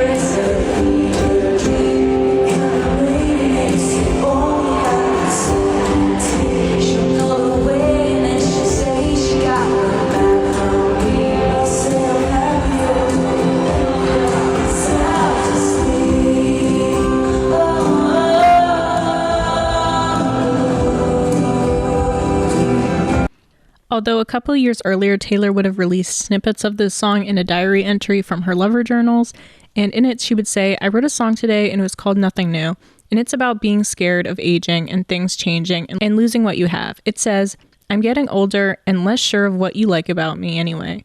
And in the chorus it says, how can a person know everything at 18 but nothing at 22? And will you still want me when I'm nothing new? It's a really vulnerable song, but I think it's important to say. And she would end up keeping this song in the vault for about 10 years and then releasing it with Red. Many people would jump to the conclusion this song is about Olivia. I will say, based on the other vault tracks we've seen, she did very minimal lyric changes to most of them between the demo recording and then the vault recording 10 plus years later. So I do wonder if she did edit the song to make it more pointed at Olivia. I also do think this is just something, an insecurity Taylor's had her entire career about being replaced and being no longer the ingenue that she used to be. She even talks about this a little bit in The Lucky One, a song that did come out on the original Red. So I'm not going to jump to the conclusion that it's about Olivia, because I do think this is something that Taylor's heard countless times in her career. And Taylor herself has seen so many people come and go. I think this song has even more of a meaning than it did to her probably when she was releasing Red in the first place in 2012. But that's my take on the song, so I'm curious what people think about it and if they think it's a attack on Olivia or just a commentary about Taylor's own career. In October 2021, Olivia would do a very candid interview with Alanis Morissette for Rolling Stone, and in it she would talk about how she's never done a proper tour before. She would say, we had similar experiences where we had a really successful debut album, which is weird, at least for me. It felt super quick, it felt overnight, and I've been working and writing songs since I was 5 years old. It definitely wasn't overnight. But the I'm writing songs in my bedroom to, oh my gosh, lots of people know this song, was really quick for me. I feel obviously so lucky, but sometimes it feels like it doesn't have to do with me. Alanis Morissette would say it's impersonal, and Olivia would say, yeah, I think the creativity is something really magical and celestial. And if you're a vessel for an amazing song, that's awesome, but sometimes it doesn't have anything to do with you. I try not to attach a lot of ego to it. She would say, well, that's deeply wise. And Rodrigo would continue, how did you handle it when your album came out? Did you have any hard times dealing with criticism or the spotlight? And Alanis Morissette would respond, all eyes on the fishbowl. There's a lot of bullying and a lot of jealousy and a lot of people whom I adored my whole life being mean girls. And Olivia would respond, same. This would also feel people thinking about Olivia was talking about Taylor in this interview, but she could have been talking about anything, and it wasn't her that brought it up, it was Alanis Morissette. So that's the whole drama between Taylor and Olivia, and we can come to our own conclusions about what we think went on behind the scenes, or what didn't go on, or if people are just making stuff up out of nothing, or if maybe there is beef. But regardless, we don't need to be hating Conan and Olivia on Twitter for not talking about Taylor, because honestly, if they do have beef, isn't it best that they don't talk about her rather than drag her down or try to drag her down? So now we're going to talk about some cut songs from Sour that were actual leaks that Olivia didn't put out herself. One of the songs is Strange, which Olivia talks about how her ex-boyfriend's with a new girl and reflecting on how he was never public with her the same way he is with his new girlfriend. So unfortunately, I cannot play clips of these songs or the video will be blocked. So I'm going to do a reading of them instead. So in Strange, on the chorus, she would say, "You said it's raining, but the sun's out. You said you loved me. You're with her now. No, I don't need you to explain. I'm just saying it's strange." And this song lyrically is somewhat similar to Traitor, and it also gives a little bit more of a timeline in her relationship, because she says, "I know you met her when you were with me. I said I had doubts, and you said I was crazy, baby." Do Better is a song about Olivia feeling guilty about the way her relationship ended and feeling like the person she was with deserved someone better. This song is quite different than a lot of the other songs Olivia has written because she is directly stating in this relationship she's to blame and she feels guilty about how things went down. "I took you for granted. I panicked. I moved on quick. What's wrong with me? You gave everything. And all I did was leave you lonely. You could have been my one and only." Strange Again is a song where Olivia sings about not wanting to be in a secret relationship anymore and feeling insecure that he doesn't want to be public with their relationship. In this song, she would say, "But I don't want to be your dirty secret. I don't want to be your love affair. I don't want to be your favorite person only when no one's there. And I don't want to be your sweet escape. And I don't want to say we're best friends. I don't want to be your lover undercover when you see me at parties and we're strangers again." In this song, my favorite lyric is, "I put your jacket on, you made me take it off. You'd rather I'd be cold and never dare show me off." Just because it's very heartbreaking and it paints such a vivid picture of their relationship. This song directly links back to the other unreleased song, Strange, because in this song she's talking about, being hidden by her boyfriend. And in Strange, she says, "I saw you and her out on the street. You were never that public with me." And I think this is kind of an interesting layer just because I don't think any of the songs on Sour necessarily talk about their relationship being secret. And The Ones I Love is a song about Olivia putting the blame on herself for the reason their relationship fell apart. "You're fighting your tears as I open the door and you deserve much more. Seems like I always hurt the ones I love, and I watch you cry because I wasn't enough. Watch you disappearing down the road. Seems like I always hurt the ones I love the most." So actually, while I was working on this video, 2 more of Olivia's songs written around this time were leaked. One of them being Astronaut, which, if you remember way back at the beginning of this video, I talked about her writing Astronaut when she was around 14 because she said that in an interview. And I was like, oh, that's just a throwaway thing. It doesn't matter. And then that song leaked while I was working on the video. So I assume this is the same song she was talking about. I think it might have been reworked to pertain to her current situation. The subject matter of this song is somewhat similar to Deja Vu because she's talking about her ex being with a new girl and feeling like that relationship is reused from her relationship. She would say in the verse, "They say you sing to her. She understands your humor. I'm glad you found someone you can tie down. Let me ask you something small. Are you recycling it all? All the sweet little words, all the perfect slow burns. I wonder if you told her I did that shit first. But this song also would be about Olivia being a dreamer and not being able to be tied down, which seems like the part of the song that I assume she wrote when she was younger, because in the bridge she would say, "You couldn't handle my lunacy, my voice, my opportunity, the distance and my confidence. No, you couldn't put up with it. You left me stranded in the stars and ran into another's arms. And then you'll see me on TV and be proud. Until then, just please do not forget about your little astronaut." And the last song I'm going to be talking about is Prison for Life. In this song, Olivia is in a loving relationship, and the guy she's with is like professing that if anyone hurts her, he's going to go to prison for life because, you know, he's going to take care of it. This song is very tongue-in-cheek though, and in it she says, "I know I can protect myself, but when you do it for me, it's hot as hell. You got my heart and you know me too well.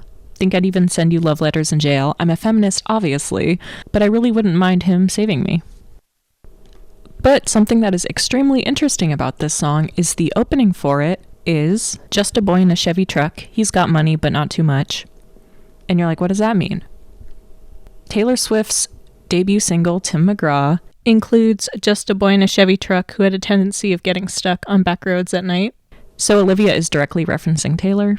I'm glad Olivia did not include this song because I feel like she would have gotten a lot of backlash for using that line, but I think it's actually a very cute reference because it's kind of similar to like what Taylor did with her lead single, naming it Tim McGraw after a musician she like looked up to or was inspired by, and Olivia's doing the same thing, but I guess it's maybe a little different, I don't know.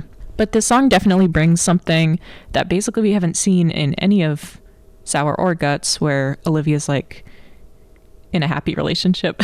Sounds so sad, but like that's not really what her music is about. It's more about like heartbreak and insecurities and rage, and this song is just a very different direction. So I'm curious if she explores this in the future, but I understand why she didn't release this song because it's a little maybe juvenile.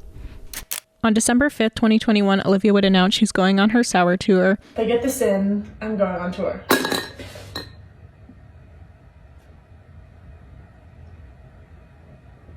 The Sour tour would be 49 stops, and it would have openers Gracie Abrams, Holly Humberstone, Chappell Roan, and Baby Queen.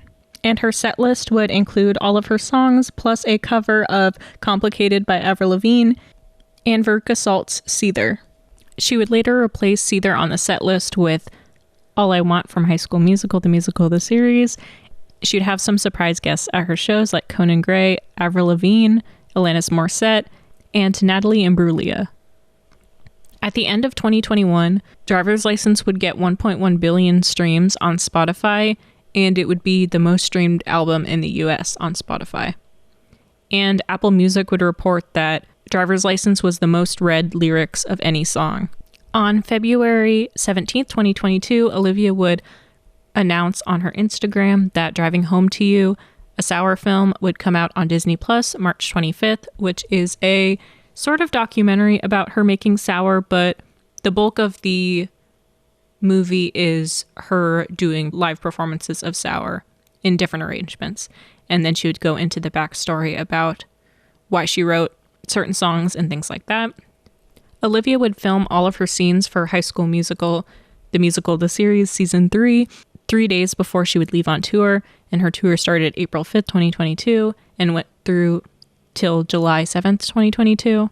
And now I'm just going to talk a little bit about her role in High School Musical season 3. At the end of season 2, Olivia's character, Nini, would be meeting with the record producer, played by Jordan Fisher, and she would go to LA to work on music. While she was there, I haven't talked about this, but Nini has 2 moms, and while she's there, she would learn her family friend, played by Jesse Tyler Ferguson, is actually her biological father, and she would learn her moms and her father used to be in a band when they were younger, which would inspire her to sing the song You Never Know.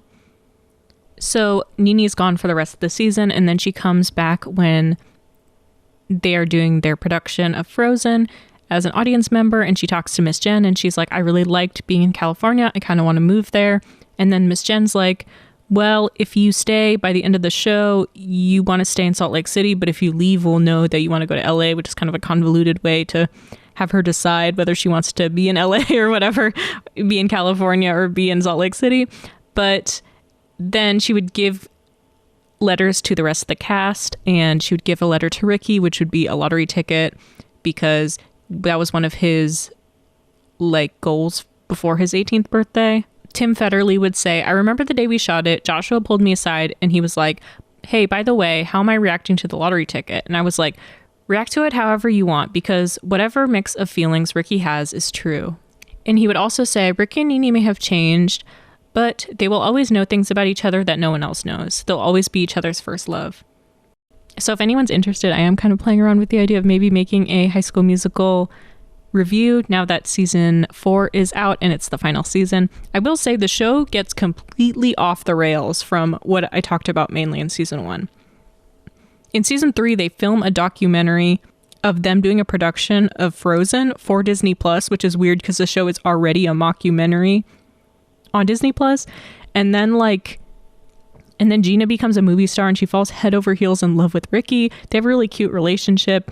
And if you're wondering, Big Red and Ashlyn both come out as bisexual, and then Big Red disappears off of the face of the earth. But Ashlyn does have a cute relationship with JoJo Siwa's ex-girlfriend. And there were so many points in the show where they kept being like, oh, someone's coming back. Like, we have a surprise person coming back. And for some reason, I always was like, oh my gosh, Olivia's coming back for this episode. But then suddenly, like, Big Red would come back and I was like, oh yeah, I haven't seen him all season. And then like Miss Jen would come back and I'm like, oh wait, we haven't seen her in a while either. And then Sebastian would come back and I was like, oh my gosh, I totally forgot about him. And then like EJ would come back and I was like, oh yeah, I forgot about EJ. And then that science teacher guy would come back and I was like, oh yeah, the STEM teacher. Like, all these characters left the show, and it's weird because you mainly think about Olivia leaving the show. There's also a lot of really weird, like, surreal jokes where like the show is genuinely funny, but then there's also the show kind of becomes a parody of itself, because like season 4 gets so crazy because they're filming a movie of High School Musical 4, and then the students in the show are like extras and Gina's the star of the movie. But at the same time as doing High School Musical 4, they are also doing a stage production of High School Musical 3. But then the show High School Musical 4 is like a parody, but it's weird because there's some moments where like the parody seems like the show itself. So I kind of don't know if it became a good parody of itself or a bad parody of itself. It's funny because season 2 and 3 were such a departure from like the High School Musical brand, because they did Frozen and Beauty and the Beast. But then they like were like, okay, well, season 4 is the final season. We're going to do High School Musical 3 and 4 in one season. And they brought back like some cast members from High School Musical, like the original movie. It's just wild. And about Olivia's involvement in season 3, Tim would say, yeah, we went out to Olivia. It was really hard. Her schedule is extremely packed now, as it should be, as the poet laureate of angsty ballads. So it didn't work. But I was at peace with it, and we said goodbye in season 3. One of the testaments of the luck of casting the show was Sophia Wilde, who began the show as a villain and really took the final bow as our leading lady. That was a seamless transition. I feel really confident about the ending, and Olivia is so busy with her songwriting career. At this point, we are introducing so many new people, the OG characters, and we want to bring back other really important characters. I kind of felt like with only 8 episodes, it just became cameos as opposed to real stories. The offer was extended to her insomuch as Olivia, knowing from me she could always come back, but it was never really seriously discussed because there were other new relationships we had to write for. So I'm going to wrap up the Olivia Rodrigo Journey to Sour video here. There's honestly so much more I could say, but I feel like this video is long enough. I got all of the major points across I want to about like a timeline and backstory of the song she wrote on her album, going over all of her unreleased music she posted like on Instagram, and also like talking about her controversies, you know, with Joshua and Taylor and stealing music and that kind of thing. So now you can make your own conclusions about that now that you have all the facts, if you've only heard like bits and pieces, kind of like I had. So for this video, I would like to thank all of the people who run Olivia Rodrigo and High School Musical fan accounts, because you are carving all of her Instagram stories and stuff. I also want to thank all of the people who upload concert videos to YouTube, because this is an interesting niche I had no idea about, where people like just go to concerts and record YouTube videos, and it's like so cool because a lot of the channels like aren't even monetized, they're just doing it to like share the concert. So thank you everyone for archiving that. I just love archivists, I guess. I love the updates account archivists, I love the concert archivists, and I love the Internet Archive. That was actually the last one I wanted to thank because I used it a lot in making this video. And I also want to thank the Olivia Rodrigo subreddit, just because I've been reading the threads a lot and it's been making me inspired to work on this video, because I think I joined around the time Guts came out. So it's just nice seeing the community on there, and I encourage everyone to go and join if they like Olivia Rodrigo, because it kind of broke my heart that Olivia's NSFW subreddit has more followers than her fans subreddit. So maybe we can change that. So actually, because I wasn't really an Olivia fan before, and this was kind of my first time like reading interviews about her and learning more about her, I did like want to give my own conclusion on how I feel now that I have learned all these facts too with you. So I do want to say I think Olivia is a very sweet, genuine girl, and I really appreciate how she lifts up other female artists like Taylor and Lorde and Gracie Abrams and Phoebe Bridgers, and like I think it's very sweet how she supports other female artists in the industry who've inspired her, and she's not afraid to gush over people who have inspired her. I also really like how she could take phrases and then like turn them into a full song. I think she is really talented at like taking a concept and then expanding it into a song. Like she talked about how she liked the idea of deja vu, or she heard the phrase 1 step forward, 3 steps back, and she was like, oh, I'm gonna put this in a song. Or like how she said she heard someone saying that the entertainment industry was brutal, and then she made this like amazing song, and brutal's one of my favorite Olivia Rodrigo songs. So also I do really like the edge of like humor and comedy in her music, especially I think in Guts she shows this a little bit more, that how she's very self-aware and like self-deprecating. Songs like Ballad of a Homeschool Girl and like Bad Idea Right have such like a funny edge to them. So I wish her all the best for her future career, and I do really feel like she is unfairly like targeted. It's just really because she's in the spotlight right now, and because she's a new up-and-comer, she's just very scrutinized about everything, I think. So people are enjoying talking about her drama and stuff, even if like she's not really fueling the fire, I guess I would say. I guess I do have a little bit of a random thoughts about the Joshua, Sabrina, Olivia situation, because actually before researching this video, I was kind of always on Joshua's side, like, oh, it's messed up, Olivia never said anything to stop him from getting hate. And I do really think it's unfortunate that the hate for Sabrina and Joshua got really out of hand. But at the same time, I'm not really sure her saying, like, don't send hate to Joshua would have really done anything. And I really think Joshua and Sabrina's response really made everything worse. Because, like, I really don't understand why Joshua released Lie, Lie, Lie. I guess before doing this video, I didn't really understand the whole context of that song, because he wrote it before I think maybe he even met Olivia, or shortly after they met, but just the circumstances of her releasing Driver's License and then him announcing that he's releasing a song like a week after her, like it just seems too coincidental to not be on purpose. And like in the song, he's basically calling someone a liar, and like, yeah, it's not about Olivia because he wrote it before, but just listening to the lyrics, it does seem like an attack on Olivia. So I just feel like that was really unnecessarily petty of a thing for him to do. I don't know, maybe there's like more of a backstory about how everything went down.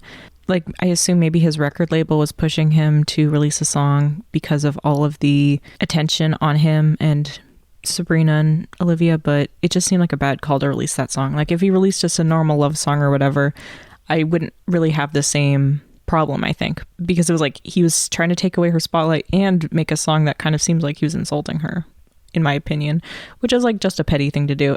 And then like with Sabrina too, I kind of don't really get why she made Skin, how she could say in a statement like, this isn't about Driver's License, but then in the song be like, maybe blonde was the only rhyme. Like, what do you mean it wasn't about what else could that line be referencing? That's kind of why I don't really get Joshua and Sabrina's like statements about like, don't send hate to people, but and then they're singing a completely different tune. Pardon my pun. You can't be like, don't send hate to anyone, and then in the song be trashing them, because it kind of seems like what they both did. I do think Sabrina's song is a little more self-reflective than Joshua's, so it's almost like, I know it's such a conspiracy that it's some sort of Disney plan or whatever, but it's just so coincidental. All three of them released a song in the same month. If they were all signed to the same label, I would be like very much suspicious. But the fact that they are signed to different labels, I was like, okay, maybe it's like some sort of weird coincidence. Something was happening behind the scenes where they knew that the other person was releasing music and then they wanted to respond, and like, the situation's over. We don't need to drudge it up. I think Sabrina gave a good response in Because I Liked a Boy, being very like honest about how everything felt and moving past it. And she's really embraced turning what she says in the song into her brand. She's not afraid now to be like the homewrecker or whatever. It's almost like a tongue-in-cheek thing with her fans now. So I'm glad she was able to move past it and turn it into something positive. Now, with the Taylor and Olivia situation, I can't really make a conclusion because there's not enough proof either way about what happened to be like, Taylor demanded writing credits on Deja Vu, like a lot of people think. If Taylor did do that, I would be disappointed in her. Neither of them have really spoken out about it, so I don't really know. But I would hope that Taylor would maybe defend Olivia or try to say something about her. You know, Taylor and Olivia both posted that they saw each other at the Brit Awards, but that was the last time on social media that they posted about each other, which isn't a big deal, but I think it was kind of sad that when Sour came out, she never said anything about Olivia's album coming out, especially because Olivia was such a big fan of hers. Especially like in this video, I showed that she was promoting Conan's new album when it came out. But I don't know, Taylor wrote her that letter, so we don't really know what happened in their relationship. I'm just speculating, I guess. But I do really wish the best for the future of Olivia and Taylor and Conan and Sabrina and Joshua's career. I love Taylor. I just saw her at the Eras tour. I bought tickets to see the Guts tour because, I was getting FOMO about not seeing the Sour tour.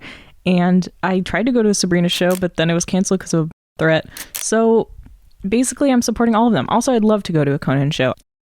And yes, High School Musical is a very cute show. I wouldn't have even known about Olivia Rodrigo if I didn't end up randomly watching that show on Disney+.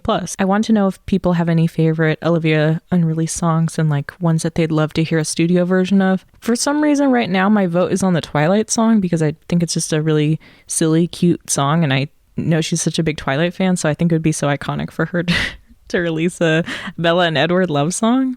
So let me know your thoughts, and thank you all so much for watching. I just do really want to say thanks again for everyone who watched my Taylor Swift video and left so many nice comments, like talking about how they watched it multiple times or they did art while watching it. And that really inspired me to like want to keep making YouTube videos. So I guess the main reason this video took so long is shortly after I released the Taylor Swift video, I started a full-time job. And it's not very exciting. I'm just like listing products on eBay for 8 hours a day. Kind of, this is basically my job. I'm either listing clothes or I'm cleaning clothes with like Tide pens. Sometimes I've cleaned blood out of clothes, okay? So I did make a business email for my YouTube. I'm not really sure. Maybe for freelance video editing or sponsorships or something. Maybe it's not going to be useful now, but hopefully it will be in the future. It was nice to learn so many different things about video editing. Like every time I make a video, I feel like I'm learning so many new things about the creative process. And with the success of my last video, I was able to monetize my channel, which is honestly crazy because it's something I never really thought would happen ever. So thank you so much for the people who subscribed. Now that I have 1,000 subscribers and my channel's monetized, I'm like, I reached my goals. I'm good. That was my dream and I passed it, I guess.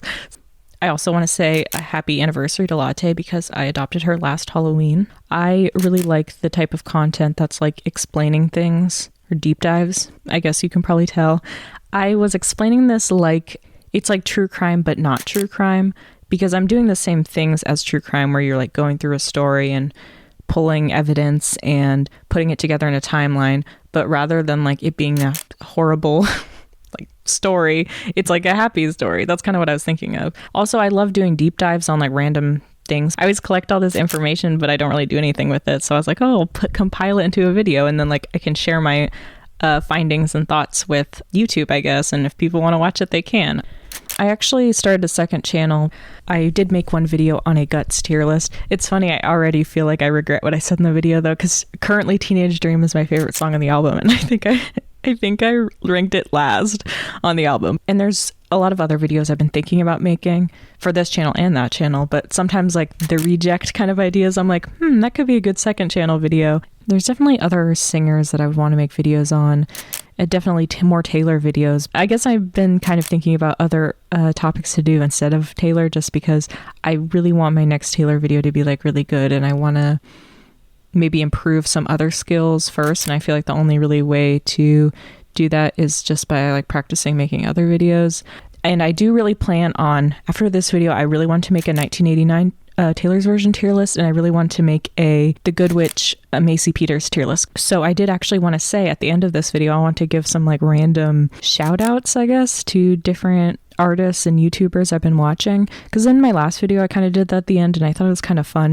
A YouTuber I've been watching a lot that I aspire to make content like is Amanda Toddhunter. She does book and movie and TV recap review type videos, and I really like that type of content. Like I was saying, I found her channel because she did a video on the Selection series, which is like it's like The Bachelor, but it's a Prince of America, and then like it's like the Hunger Games where they choose a bachelorette from each district to like compete in this contest.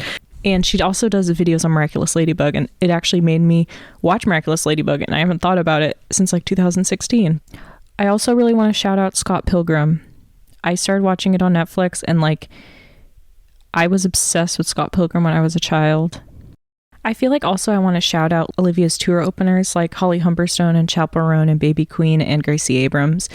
I feel like the main song I wanted to shout out was Holy Revival by Macy Peters, because I've kind of been thinking I'm in my own holy revival right now. My holy revival is more about learning how to play piano and making YouTube videos and romanticizing everyday life. Red Wine Supernova I've also been listening to a lot, and that's a Chappell Roan song. Also, Olivia's song on the Hunger Games movie, Can't Catch Me Now, is so good. I really love it. Also, I guess Stream Guts, because it's a great album too. But I'm sure if you watched this far in the video, you have streamed Guts.